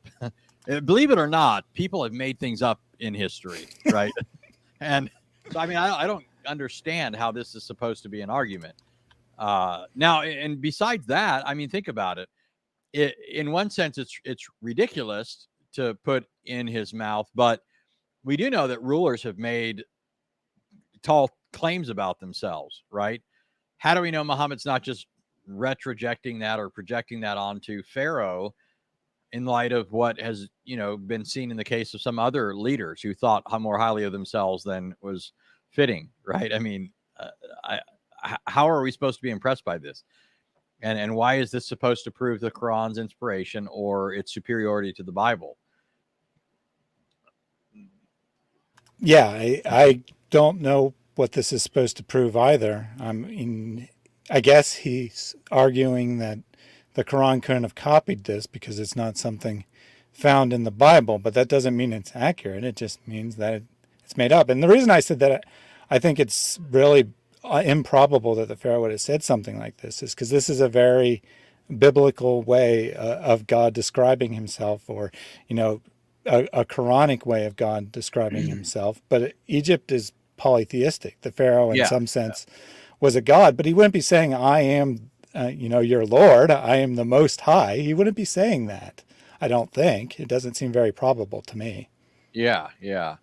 Um, I think bottom line is it's not impressive that somebody puts words in the mouths of somebody in the past. Muhammad, I mean, one of the things I remember on my first reading of the Quran, I remember thinking, how is any of this impressive in terms of, like, every figure in the Quran from the past, right? Noah, Abraham, whoever, they all were made to say certain things. And then I would talk to Muslims and they constantly would talk about how all the prophets are talking about Muhammad. And I kept thinking, well, yeah, in the Quran, they all sound like the same person, by the way. Honestly, when you read them, it's like I wouldn't know that if you didn't put names on these people, I'd think it was the same person. It's like they all talk the same. I mean, it's but it's not impressive that you have one man putting into. You can say, okay, all the prophets testify to Muhammad. Okay, well, how do you know that Abraham spoke about Muhammad? Well, because Muhammad in the Quran said so. Okay, how do you know that Moses talked about Muhammad? Well, because Muhammad in the Quran said so. How do you know Joseph talked? Well, because Muhammad in the Quran. It's all just Muhammad in all these cases that's behind all of this. He's the the only connection to any of this, right? And it's very similar in this case. Like, I don't understand how he thinks it's impressive that a person can come along later and put words in the mouths of people and then claim this is spectacular, right? This shows that the Quran is correcting the Bible, or this shows that the Quran is not getting things from the Bible. Well, in this case, number one, it's not impossible that it came from some not extra biblical source, but also, it's not impossible that Muhammad just made it up either. Like, even when we talk about Muhammad borrowing things from the Bible, it's never been the claim that he only gets stuff from the Bible, right? I mean, where was that ever part of the claim? In fact, our claim is that he seems to be too willing to accept things into his Quran that aren't part of the inspired record, right? He's getting it from Zoroastrian sources. Half of it sounds like, he was listening to people around a campfire back before alcohol was banned. And, anyways. Yeah, definitely. NA pointed out that he's known as the ear for a reason. We'll go ahead and continue with Hijab's claim. I think he just has one more, maybe two more. And this is not found in the Old Testament. He says that a lot. Check one. And in another verse that says, "Are you going to leave Moses and his people free to spread corruption in the land and abandon you and your gods?" I mean, there are other gods worshipped besides God at the time of the ancient Egyptians. And this is not found in the Old Testament. And he's really bad at the captions. Sometimes they go by so much. There's no way he said that much in that time. So let me just get that right again. So he says there are gods, and this is not found in the Old Testament and is mentioned in the Holy Quran. So I say, what is he talking about? Does the Bible not know that Egypt is polytheistic? Yeah. So the Egyptians were all monotheists, worshiping the one true God. So here's the question, $1 million question. Why were the Israelites trying to leave Egypt, right? Why were they trying to follow the Lord? I mean, it doesn't make the whole story makes no sense now on this assumption, right? They're worshiping the one true God. Where, why are we leaving? I mean, it's that just I don't get it. But obviously, the Bible does mention the gods of Egypt, right? Yeah, I mean the plagues are specifically targeting the chief gods of Egypt. That each one of the plagues is targeting a specific god. I just brought up a text right off the top of my head. Exodus 12, verse 12 says, "I will go through the land of Egypt on that night and will strike down all the firstborn in the land of Egypt, both man and beast.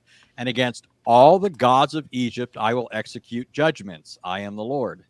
Right. So, I mean, what do you want? Yeah. I mean, he seems to be claiming that the Bible doesn't know that Egypt has false gods, which, I mean, it's just such an absurd position that I find it hard. That's what he's trying to say, but that's what it sounds like. See how this will go back to the point that I was making about him pontificating about what's in the Talmud or the Midrash or whatever. I found it hard to believe that he's read these sources.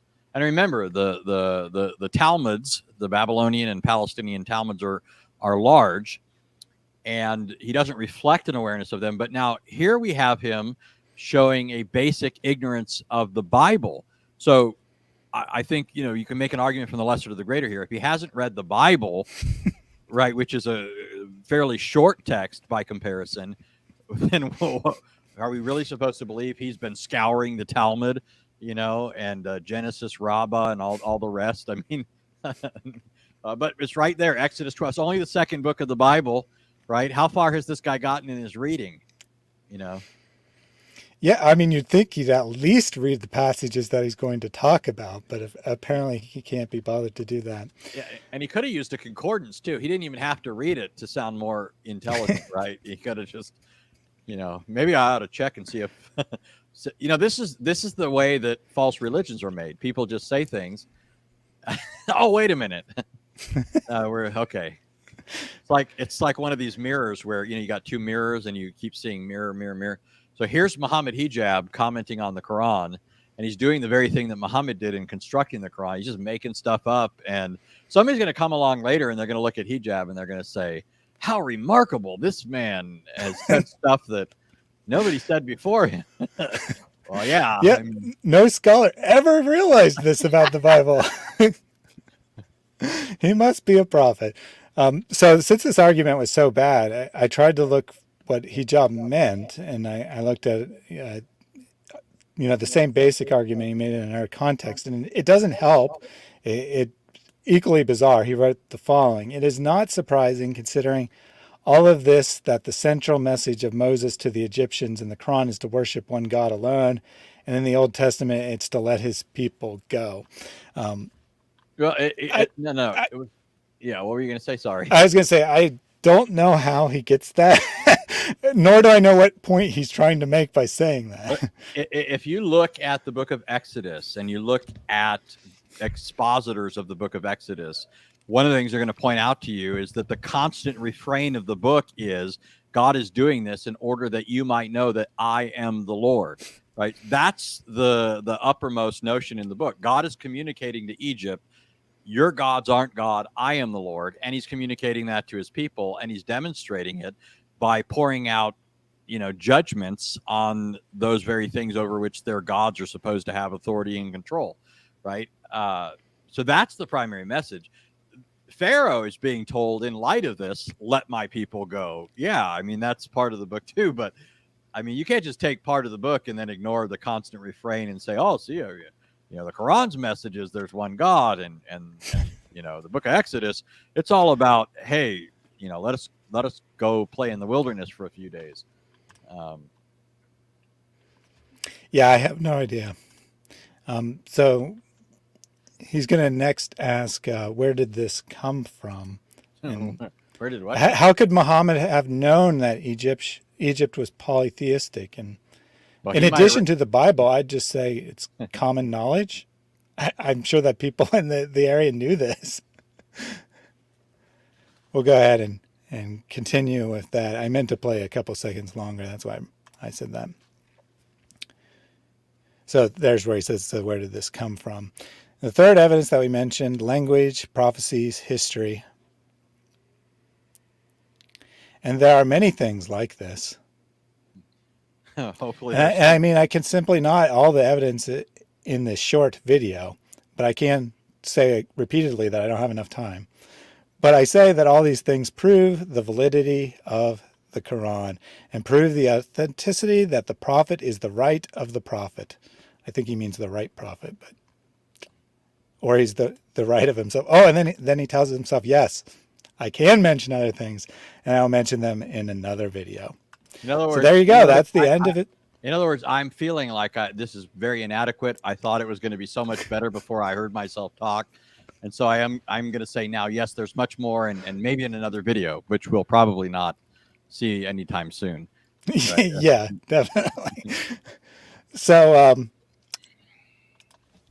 we just had a question from Mr. here. Oh, please, does he have any good arguments?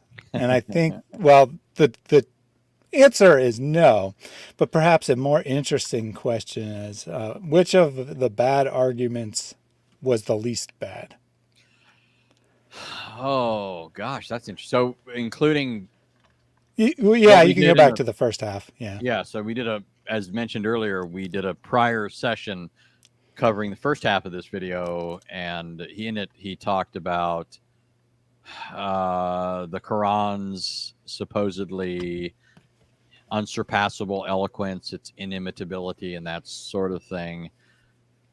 Its claims to predict certain events, such as the Romans defeating the Persians, and then these historical things. Which is the best in all of this? Oh my!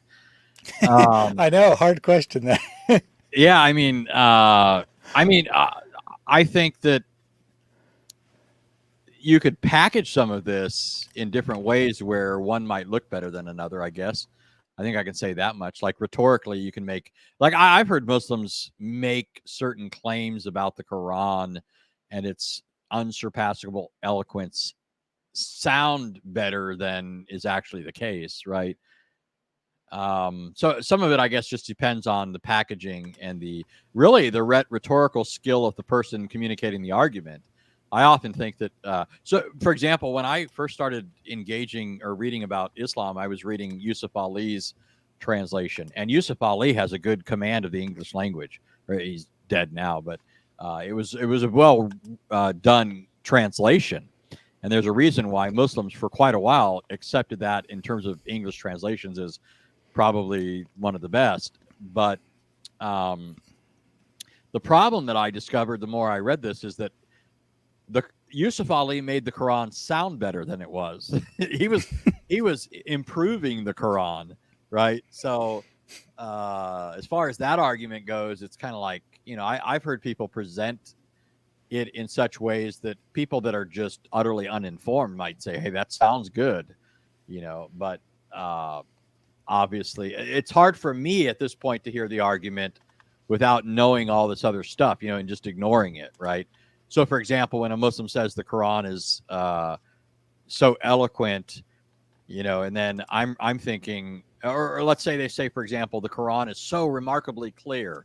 Well, one of the things that immediately pops into my mind is Muhammad was saying the Quran was clear for 22 years, right? He had a prophetic career of 23 years. He was saying it was clear for 22 years until one delegation of Christians finally came up to Muhammad to ask him about his revelations, the Christians of Najran, who were Arab Christians. They came from the south up to where Muhammad was and began to question him about statements in the Quran. And suddenly, to get himself out of the problem, Muhammad said, oh, well, there's a lot of ambiguities in the Quran, right? Surah 3:7, go check it out. Surah 3:7 says there are all sorts of things in the Quran, that are unclear, and only Allah knows the meaning of them, right?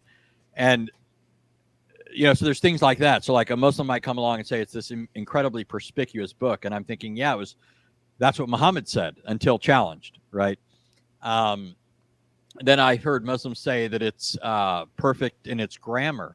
And I'm thinking, I am a non-Arabic speaking individual, and I have found grammatical errors in the Arabic Quran.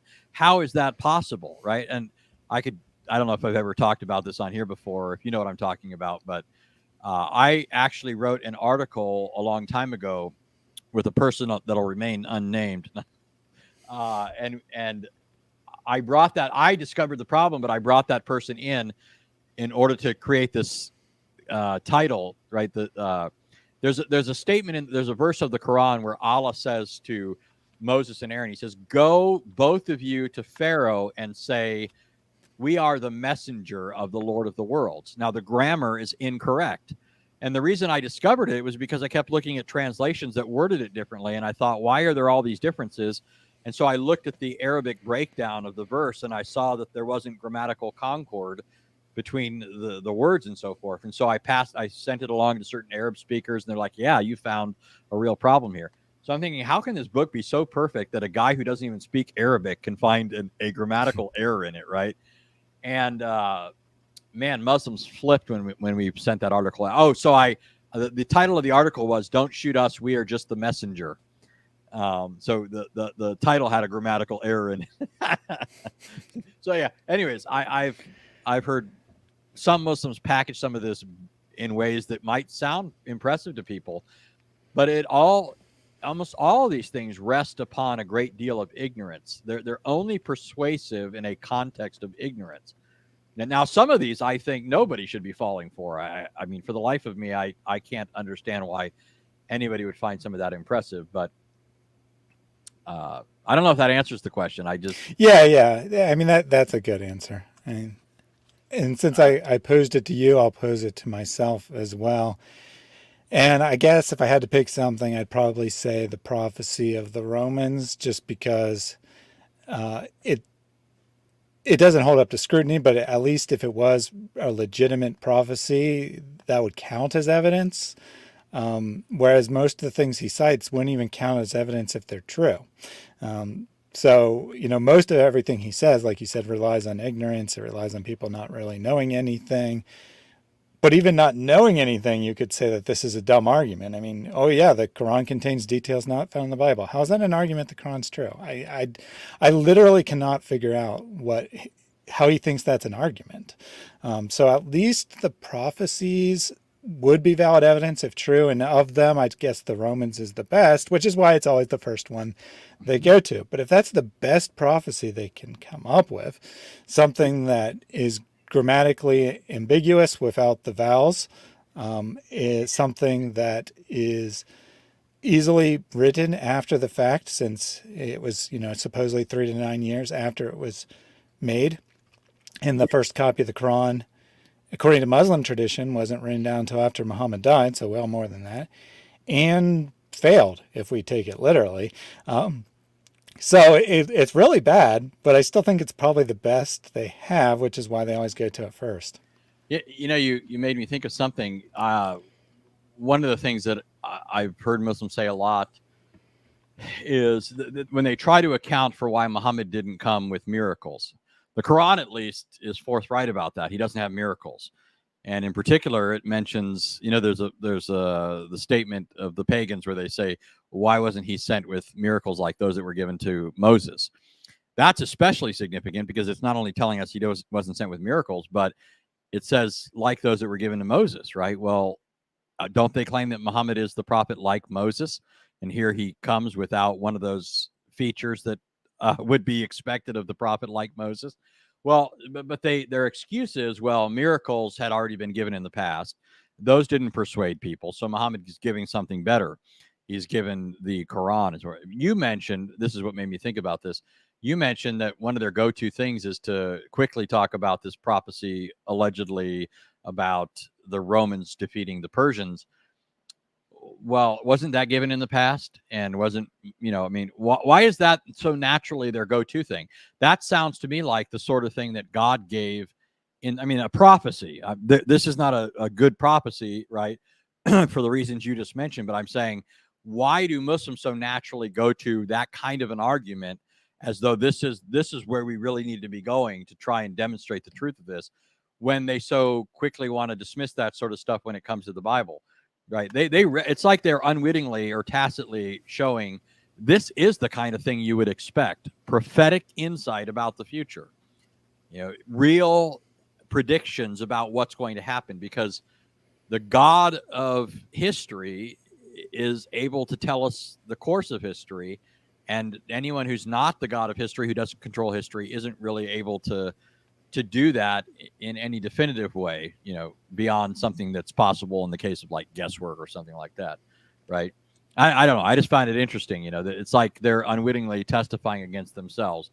We say all this stuff is unimportant and out, and yet when we want to try and prove the Quran, suddenly we think we have something here, and so we're going to bring it up. Yeah, and to your point, it was actually quite some time of talking to Muslims before I learned that the Quran's primary argument for itself is its inability to imitate it, I should say, because Muslims recognize that's a bad argument. I mean, that they'll make it like hijab made it because the Quran forces them to do so. But I don't think anyone would ever come up with that argument on their own. Yeah, and think about how it reflects on Allah. I mean, because part of the claim is when they argue against miracles serving as accrediting signs, one of the arguments is that miracles take place and now they're in the past. They're not susceptible of observation, right? We can't observe the kinds of miracles that the Bible says happened. And so the Quran comes along and it gives us something better, namely its own eloquence and so forth. And anytime you start criticizing the Quran, immediately a Muslim's going to say, do you know Arabic? Right? So apparently you can only understand this in Arabic. So Islam's the greatest religion. It's the universal religion. It's for all peoples. And Allah decided, because these other miracles are unobservable by people, he's going to give us something that we can all know. Namely, this book is so incredible, but you have to know Arabic, which all of you don't know. And the vast majority of you don't know, not even Muslims, right? The vast majority of Muslims don't know Arabic, certainly not more than is needed to like say their prayers or whatever, which is unintelligible to them. I'm just saying that it's like Allah gave us a supposed miracle that doesn't look any more, something like we can confirm than the account of a miracle in the past. Right now, of course, I mean, we can go on and talk about why those miracles do have some evidentiary value for Christianity. It's not the only thing we can point to, but I'm saying it's not right to just dismiss them out of court because we can't presently observe them. Like if we were talking about the resurrection, right, we would talk about the fact that the disciples claim to have witnessed Christ risen from the dead, and they acted on that belief. Right. There's more to be said for miracles than just, they're past and we can't observe them now. So that, there's a whole lot more if somebody's trying to run an evidential argument for it. But anyways, Yeah, definitely. I have heard Muslims say the same thing as what you attributed to them there. That they'll say, "Well, you can't test the past," which is ironic since Hijab gave supposed accurate history of the past as one of his three arguments there. Um, but they'll say that's why prophecies don't work and whatnot. But I've heard it put humorously in that, the previous prophets, look, we're healing the sick and we're raising the dead and we're predicting the future. Well, no one believed that. People still rejected that. So what are you going to do now, God? I'm going to send a book. yeah. I mean, Didn't he it's do that just too? so absurd. So I did put the link in case any Muslims want to come up and dispute anything we said. There really weren't any Muslims in the chat today. Not a super convenient hour for most of the Islamic world. I understand that. But Kay is in the chat, and it's literally the middle of the night in the UK, so I don't know what she's doing here. But welcome, Kay. We're glad you're here.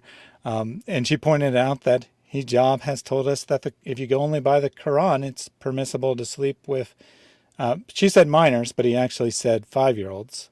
A bit more than just minors there. Somewhat on topic question from Paul Anchor. I assume this is a legitimate-ish question. What does error and corruption in some manuscripts actually prove? So, Hijab didn't give this argument, but it is probably one of the most popular arguments of Muslims, at least until Yasser Qadi let the cat out of the bag, that the Quran is perfectly preserved and the Bible's highly corrupted. So what do you think of that argument? Well, first of all, in terms of competing claims, if it were the case that the Bible in its textual transmissions has variants and the Quran, by comparison, has no textual variants, that would be interesting. I mean, seriously, that'd be interesting, right? And Muslims have made that claim. Now, we know that just as a matter of fact, that handwritten manuscripts, transcriptions, and so forth, the inspiration of a text doesn't guarantee that the people who copy it after that themselves are like moving the pen by inspiration or something like that, right? We have ways of comparing and collating manuscripts and determining the original reading and where some slip of the pen or scribal oversight or something like that crept in. We're basically able, through the science of textual criticism, to determine where the right reading is and so forth. It's not like we're fumbling around. What did the Bible really say here? In vast majority of cases, there's not really any question. But it'd be impressive, since no other book in all of history has really, from ancient times, been transcribed with, if it's been transcribed at all, right, with especially the more it's been transcribed, and we're going to find copyist mistakes, right? So if the Quran, unlike any other book from antiquity, was passed down through history without any scribal errors, that would be interesting to point out. I would point it out if that were, the problem is it's not true, right? It's just not true. And it's not even close to true. I mean, it's not even in the ballpark of being true. It's so wildly, outlandishly false that it's amazing Muslims. See, the thing is, it's not as if prior to Yasser Qadi, we didn't know that was a lie. But Muslims have this thing about just repeating things and insisting on it, and like they all convince themselves. And since there's a bunch of them, right? This whole babble of voices is saying the same thing. It's like they all just accept it, right? And when you say to the contrary, they would laugh it off in the past, right? You could say, and you could point to, like, I mean, I keep mentioning Yusuf Ali. That was the first translation of the Quran I read. I could read in his footnotes where he talked about textual variants, right? Yusuf Ali was dead long before Yasser Qadi let the cat out of the bag, right? The difference is that now we've got some prominent public face who's a Muslim scholar admitting it. And, then it's like all these Muslims started falling all over each other trying to, rescue the claim. And it just got more embarrassing. But yeah, I mean, so I think part of the problem is it's never been our argument that Islam is false if we can find textual variants in the Quran. It has been the claim of Muslims that Christianity and Judaism are false if we can find textual variants in their manuscripts, and our religion is true if there can't be found any textual variant. Now, here's one funny thing that and I'm sure everybody's heard this that's engaged Muslims for any amount of time, but one thing that Muslims will like to say is things like, well, the Quran is not in the first place a written text, it's an oral recitation. And so it's been memorized and passed on and this sort of thing. Well, that's even worse in my mind than this idea of textual transmission, because see, what counts as a variant in textual transmission is when we can find one manuscript that has some difference from another manuscript, right? Different letter, different spelling, different word, whatever.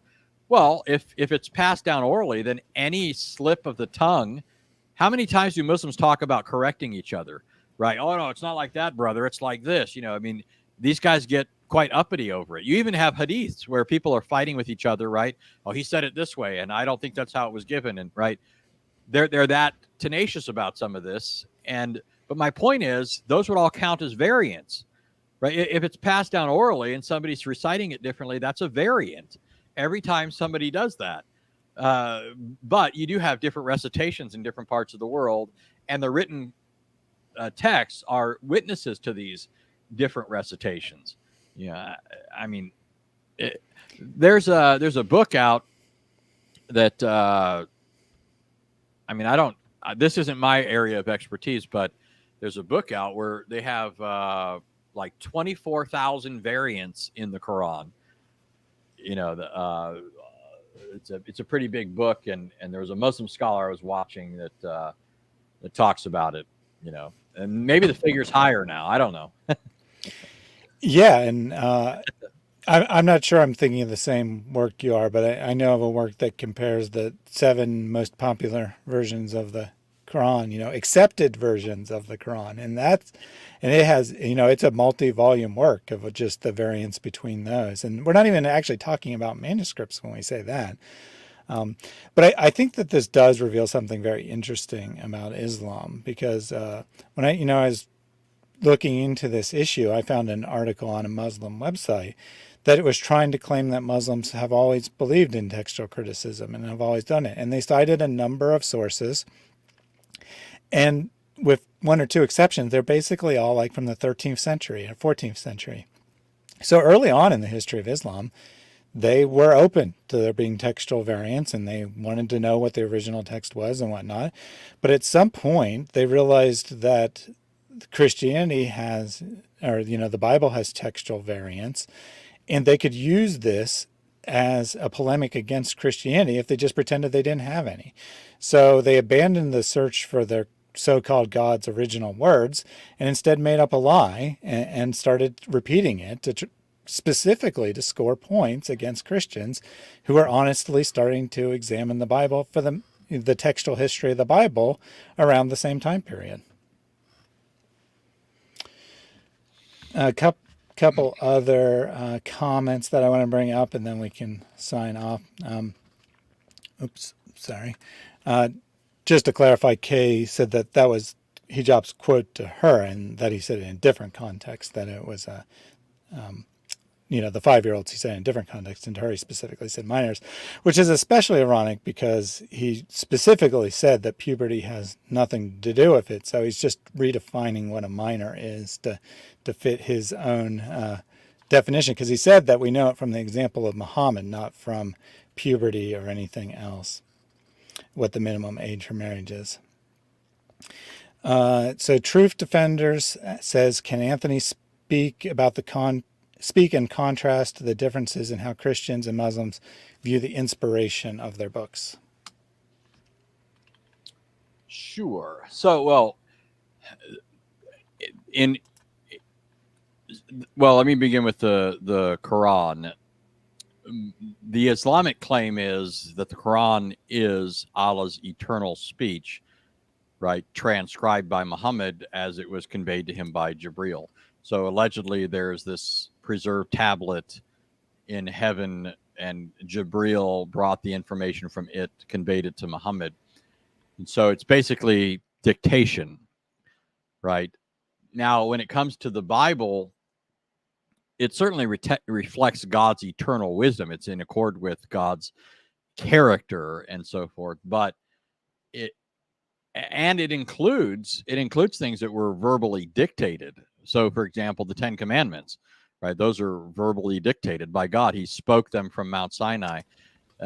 In fact, I sometimes meet Christians that don't know that the text says that God actually spoke the words of the Ten Commandments from the mountain. Israel heard God speak those words, the whole nation, and he transcribed them on the tablets and gave them to Moses. And so those are a direct, revelation from God. Moses was not employed in the process of, the wording and so forth. However, the vast majority of what we see in Scripture is God moving by his spirits the prophets to write what he wanted them to write without destroying their own characters. And so, for example, I mean, you can read the writings of, I used to play this game with my kids where I would say, you quote something from the Bible anywhere, and I'll tell you in 9 times out of 10, this was the game, I can tell you who said it and where, at least the chapter, right? And at the very worst, if I can't tell you the book and chapter, then I can tell you who said it.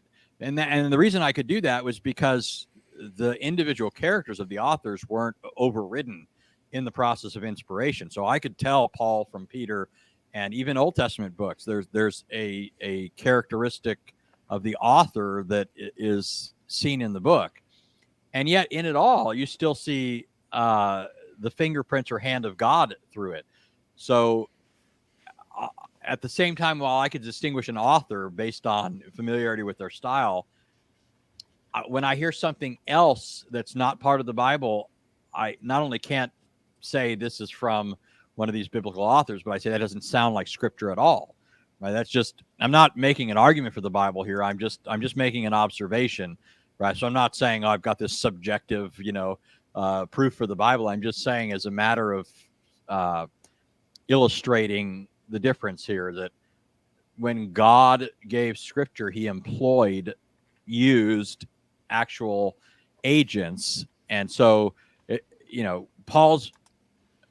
the fact that Paul was an exceptionally educated individual is relevant to his writing and to the choice that God made, of Paul, and that he would be a major author of the New Testament. It's not like when the authors of Scripture wrote, it's not like they suddenly had a new vocabulary that didn't exist before they started writing, right? Paul is drawing on the vocabulary that he knows. And God is superintending the process so that what Paul writes is exactly what he wants him to write, but all of it in accordance with his character, and the learning of these people and so forth. So, yeah, there's something very different going on in the Bible and in the Quran. In the Bible, God is, by his Spirit, providentially superintending the process so that the writers are writing what the Spirit wants them to write, and what they of their own accord also, are thinking to write. That's what is occurring to them as the right thing to say in that context. And that's just not what you get in the Quran. It's supposedly a transcription of an eternal book. And it's passing strange then when, one of the things, if you pick up any commentary on a biblical book, a New Testament epistle, they'll refer to these as occasional letters. What that means is these are written in response to something. There's something that occasioned this writing. So the book of Galatians was written in response to the problem that was taking place in Galatia because false teachers had come and infiltrated the church, right? When Paul writes to the Thessalonians, there's something that occasioned his writing. Well, when you turn to the Quran, then that's not the sort of thing you should be seeing because it's an eternal book. So it shouldn't be responding. It shouldn't have the appearance of being an occasional writing that's occasioned by something. Something, triggers this response or whatever. But look at the commentators. One of the first things you see in any commentary on any surah of the Quran is where they're talking about the occasion of revelation. That's what it's called, in fact. The occasion of revelation. I've got books called The Occasion, of Revelation, because they're trying to tell you this is the historical situation that occasioned this. that brought this about. Why would that be the case if it's an eternal book? That doesn't make any sense. Yeah, and to add to that, from a different perspective, there's been numerous studies on the Quran that prove that it was delivered orally, which is consistent with the Muslim belief of how it was delivered, except it's not consistent with the Muslim belief of what it is, right? If it's supposedly just God dictating his eternal book to Muhammad, why does it sound like oral storytelling? Maybe not the strongest argument in the world against it, but an odd little thing, I would say. Yeah, and the other thing is, well, what's the point of this emphasis that it's an oral thing if it's this eternal book, right, that's being recited? It was a book first, right? I mean, is it first of all a book or an oral recitation or anyway. Yeah, and Gedila pointed out that the fact that the sheep ate the Quran goes against the oral tradition idea, because those verses were lost because the sheep ate them, even though they knew the content of the verses, because we're told that in the Hadith. They didn't have the exact wording anymore because they hadn't actually memorized it, I guess. The thing I always think here is it's too bad that sheep wasn't hungrier.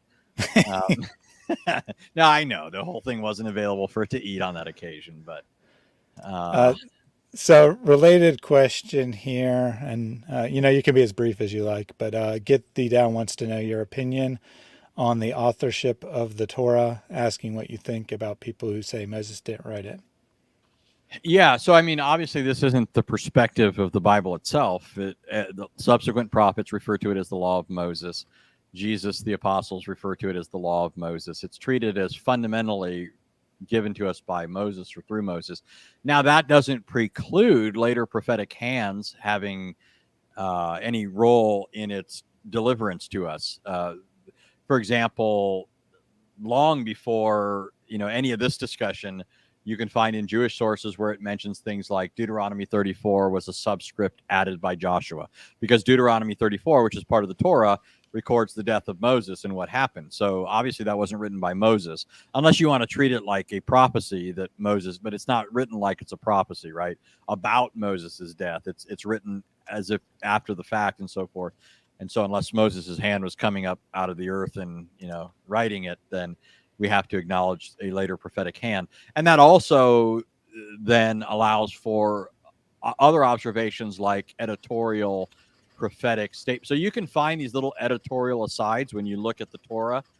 They're not hidden, right? They're right there. There's these little editorial asides where it'll say something like, which, used to be called this, right?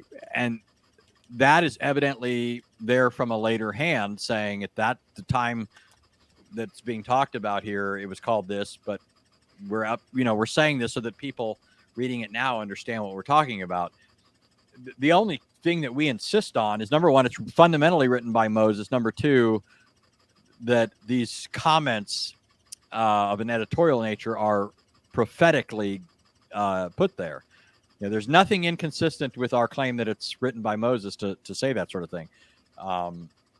That's the sort of thing you find throughout the biblical books. There's a fundamental author, but these things have to be. Sometimes somebody has to tie the ends together, right? So like when Deuteronomy is written, and then you're going to move into the account of Joshua.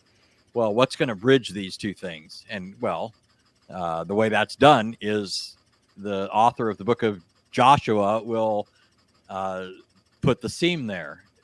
That's just how that works, and that's pretty standard. It's not like a new, it's not like a post hoc explanation or an ad hoc explanation from Christians where we're trying to scramble to account for something. That's always been the standard view.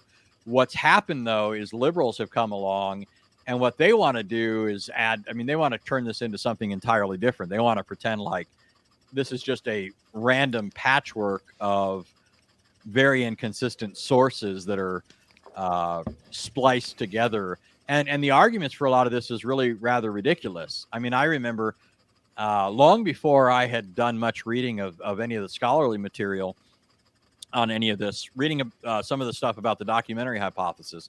Documentary hypothesis is kind of what you're asking about here, where they say that there are four basic sources: Jehovistic, Elohistic, Deuteronomic, and priestly, JEDP in short. And so these four sources are what the Torah is constructed out of. And part of the argument for this is, well, supposedly one author preferred the name Jehovah or the Tetragrammaton underlying it. Another preferred the name Elohim. And so supposedly somebody comes along and takes this writer that liked the name Jehovah and the writer that liked this name Elohim and put these things together. And the problem is, whenever you show that there are this source, which they say is a Jehovistic source, uses the name Elohim, well, then they'll turn around and say, oh, well, that must have been added later. And then when you show that the author of the supposedly Elohistic portion uses the name Jehovah, they say, oh, well, this must have been added later. Or when you show that this author uses both names, they'll, it's just they're gerrymandering a canal beneath their own feet. In other words, they're digging a thing and saying, hey, look, all the evidence leads to us. Any evidence that counts against it, they just create a excuse for it. And that's not overly impressive as far as these sorts of things go. I mean, I could do that with any book. In fact, this was one of the funniest things I had seen along these lines. Was somebody took a book that was written by one of these people that advocate the documentary hypothesis, and they started arguing that this book wasn't really written by the author who claimed to have written it. And then they started using the same kinds of arguments.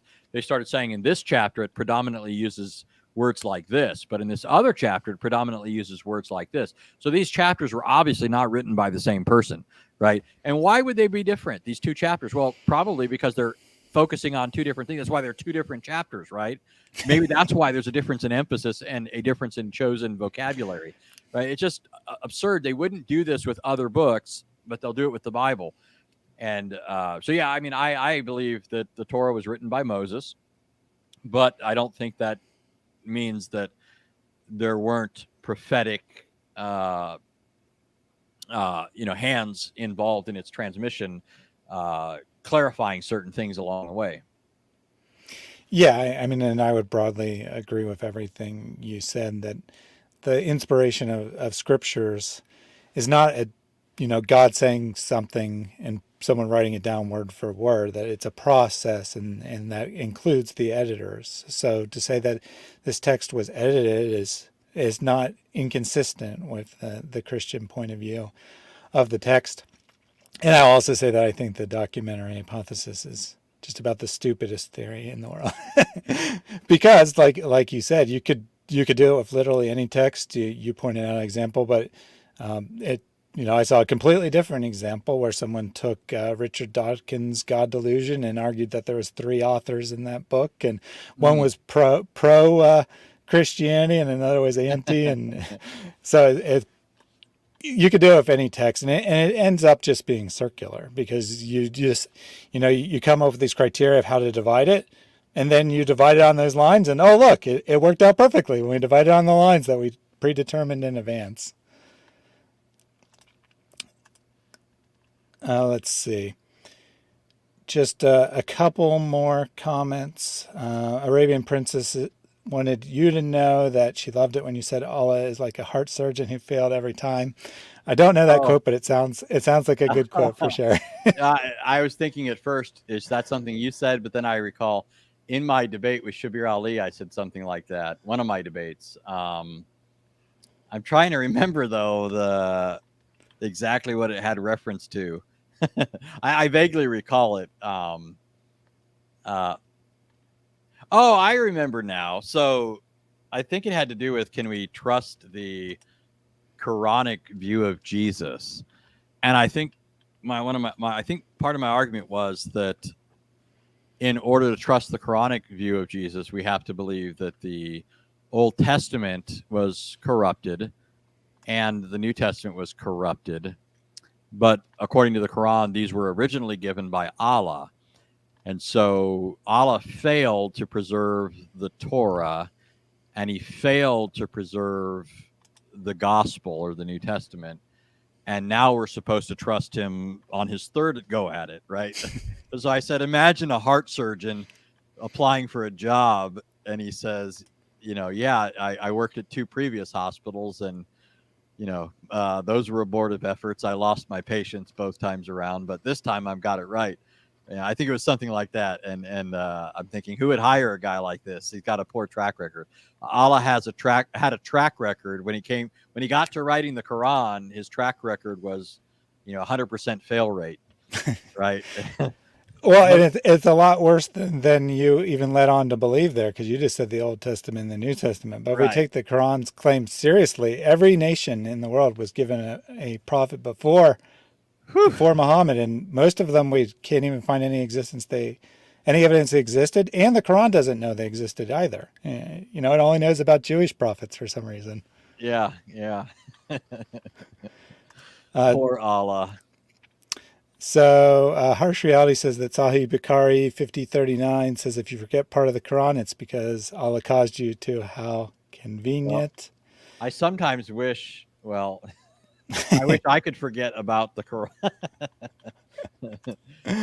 Yeah, absolutely. Absolutely. And Anabaptist pointed out that someone made a documentary hypothesis for Winnie the Pooh as well, and they went so far as to cite scholars to prove that 5 different people wrote Winnie the Pooh. So I don't know that, but it sounds hilarious. Sounds like something to check out. Super chat from Happy Camper. The ex-Muslim community is growing, and hallelujah, this is very true. Samuel asked what arguments have been assessed, so we'll close out by just kind of summarizing what we said. He just joined a few minutes ago, so you got a lot of work to do, Samuel, because this is the second 2 hours plus. There was an earlier 2 hours plus as well. So Hijab made three categories of arguments. He argued that, and these are supposedly arguments for Muhammad's prophethood. The first is that the Quran has this miraculous poetry that no one can imitate, that even people in Muhammad's day acknowledged that it was superior poetry, and so on. The second argument was that the Quran and the Hadith contain prophecies of the future. The main one was that the Romans were defeated but soon would be victorious. We looked at everything I've said up to this point in the first video, so you won't see any of that in this video. And then the second one here, we continued with his arguments for the Quran. He made a couple so-called prophecies where Muhammad basically said his armies would be victorious. Same thing any conqueror would say. And then he made a couple claims about the Hadith, about there being tall buildings in a Hadith, which he said is a prediction of the Burj Khalifa and the clock tower in Mecca, and about usury being widespread, which was already true in Muhammad's time. And then the third argument was that the history of the Quran is especially accurate, that he tried to compare it to the Bible, saying that the Bible calls the ruler of Egypt Pharaoh when Joseph was there, and the Quran calls him king.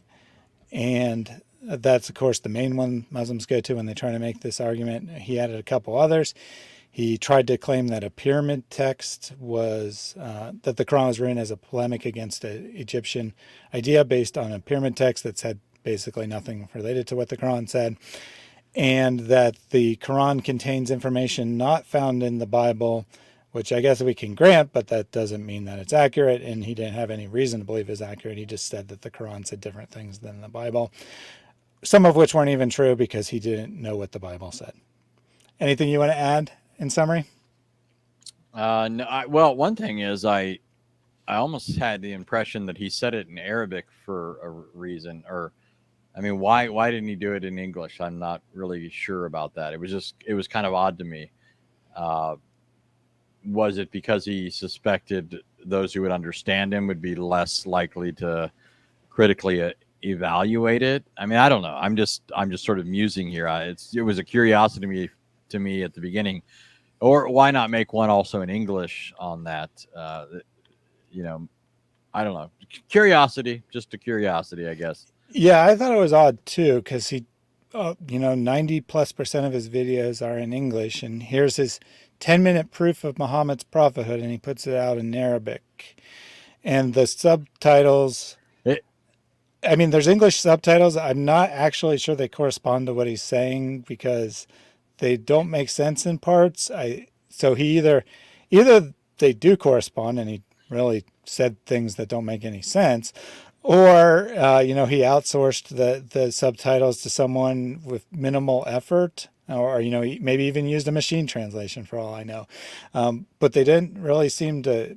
There's a lot of grammatical errors in the subtitles. There was even like he made all his name lowercase in places. I think he misspelled Muhammad somewhere. So I don't know, but it doesn't seem like he put any effort into getting this to an English audience.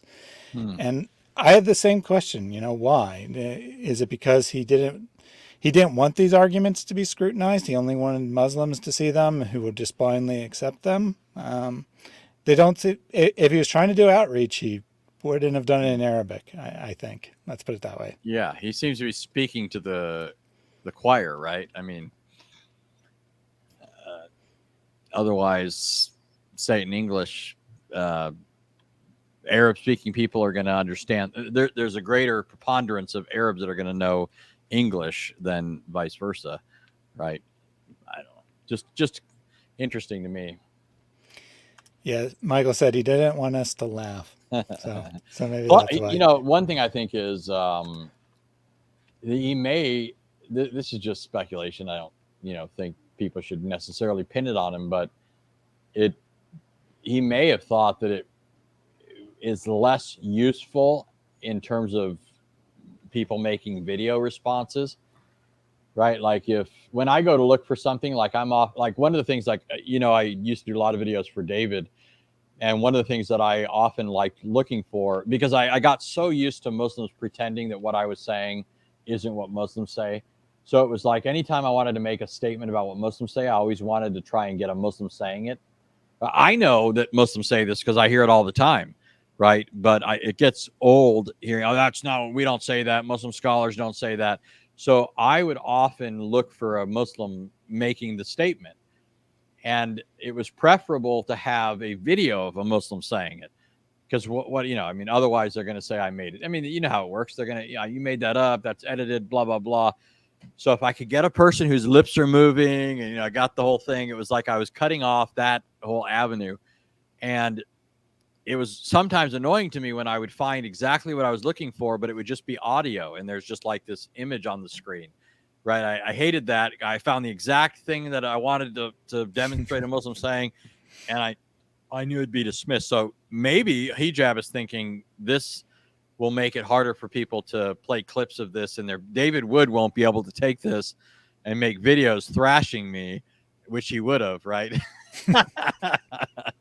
So I kind of suspect that. That's my own little suspicion. I don't know though. Yeah, I mean, it's certainly odd. I mean, to give him credit, maybe he was commissioned to make this for. It does seem like he took it out of a larger video, even though there's no larger video on his channel. So maybe he was commissioned to make it for something else and just decided to put it on his channel. But either way, if he wanted this to be for a non-Muslim audience, or whoever asked him to make it wanted it to be for a non-Muslim audience, they shouldn't have put it in Arabic. That's for sure. And then I just wanted to close out with this comment from Carm earlier. I feel sad knowing Muslims are so misled. We make these videos, but we have to continue to pray for them. And I agree 100%. That's why I'm making these videos. I mean, I'm glad if Christians are entertained, but what I really want is for people to take these arguments, use them, have conversations with Muslims, not make fun of people and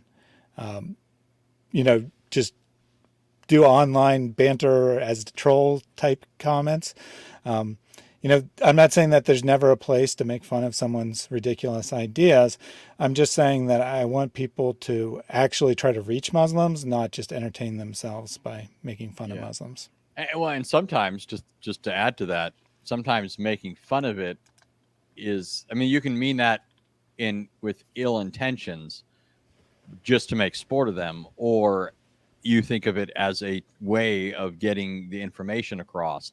Sometimes that's what gets through to people. One thing I've noticed with a lot of groups, and Islam especially epitomizes this, is they they're characterized by a what the Bible would just simply put down as godless pride, right? And one of the things pride can't tolerate is being made fun of. And so Luther often used to talk about, this is the way you get at the devil, is to make fun of him, right? He can't tolerate it, is kind of what he was talking about. And for Luther, he's not necessarily literally talking about Satan running around talking about. He's talking about those who are his emissaries, those who are advocating satanic notions, and this often unnerves them. They take themselves way too seriously, right? And so any slight of their person is like, to them, you've gotten to me now, right? And often proud people won't hear you until you strike at that. So, you may seem like you're being a big meanie, right? But that may not necessarily be your intention. But here's what I would say, and I'm glad Carm brought this up, but I always think of three things. And, when I'm doing what I do, when I engage Islam or any other group, I have three things, and this is the order of priority. One is to glorify God by proclaiming and vindicating his truth, because anything that's contrary to it is a slander against him, right? It's denigrating him, it's denying him. And so for the sake of his name and so forth, I try to set forth the truth in opposition to error. Secondly, my goal is to defend and arm Christians, because often these things that you're dealing with are being used to try and undermine their faith, or at least erode their confidence, so that you could still have a person who's still holding their faith in Christ, but they've somewhat been demoralized, right? Because they think, oh, there's all these problems that these people bring up, and I don't know the answers to them, and so they're not confident to witness to them, because they just think they're not equipped, or they don't have the goods to do this, and so by doing this, you are arming Christians. You're solidifying their faith, but also giving them the backbone, the courage to stand against people that are arguing against it. But then thirdly, of course, you're aiming at the conviction and conversion of Muslims. You want them to come to faith too. And then I'll add a fourth thing. In my mind, not, I'm thinking of the conversion of Muslims, but I'm also thinking, well, if this Muslim doesn't convert, maybe if nothing else, I'll make him slow to pull the trigger, right? I'll slow him down in his tracks so that he's not as confident to say some of the things that he might otherwise have said to people in the past, right? If I take the legs out from under an argument, he may hesitate next time to use that argument, or he might offer it with less confidence. I'll be doing something, So these are four things that I think about when it comes to this sort of thing.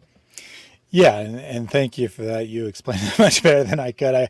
I certainly wasn't trying to say that you can't use humor or make No, I didn't fun take of it that stuff. way. I mean, I do that myself all the time on this channel. Yeah. So lest no one think that's what I was trying to say. I was just saying that I want people to use the material and apply it, and not just learn about it for their own entertainment. I think you Nate said it 2D right. said, "I'm a big meanie. I don't mean I'm very, very mean. I mean, I mean, I am mean, but I'm also fat, very, very fat." And that was a Ah, segue into this, which is what I really wanted to read. You can do the right thing for the wrong reasons and the wrong thing for the right reasons. Let's try to do the right thing for the right reasons. And I think that's a yeah. perfect way to close. So we'll end with that. Thank you all for watching today. Have a great rest of your day. Have a great weekend. Tomorrow I will have my usual weekly Bible study, and then I will be interviewing Hussein Mashni, and he'll be giving his testimony how he came to Christ late night tomorrow. So if you're interested, tune in for that. See you all again soon. God bless.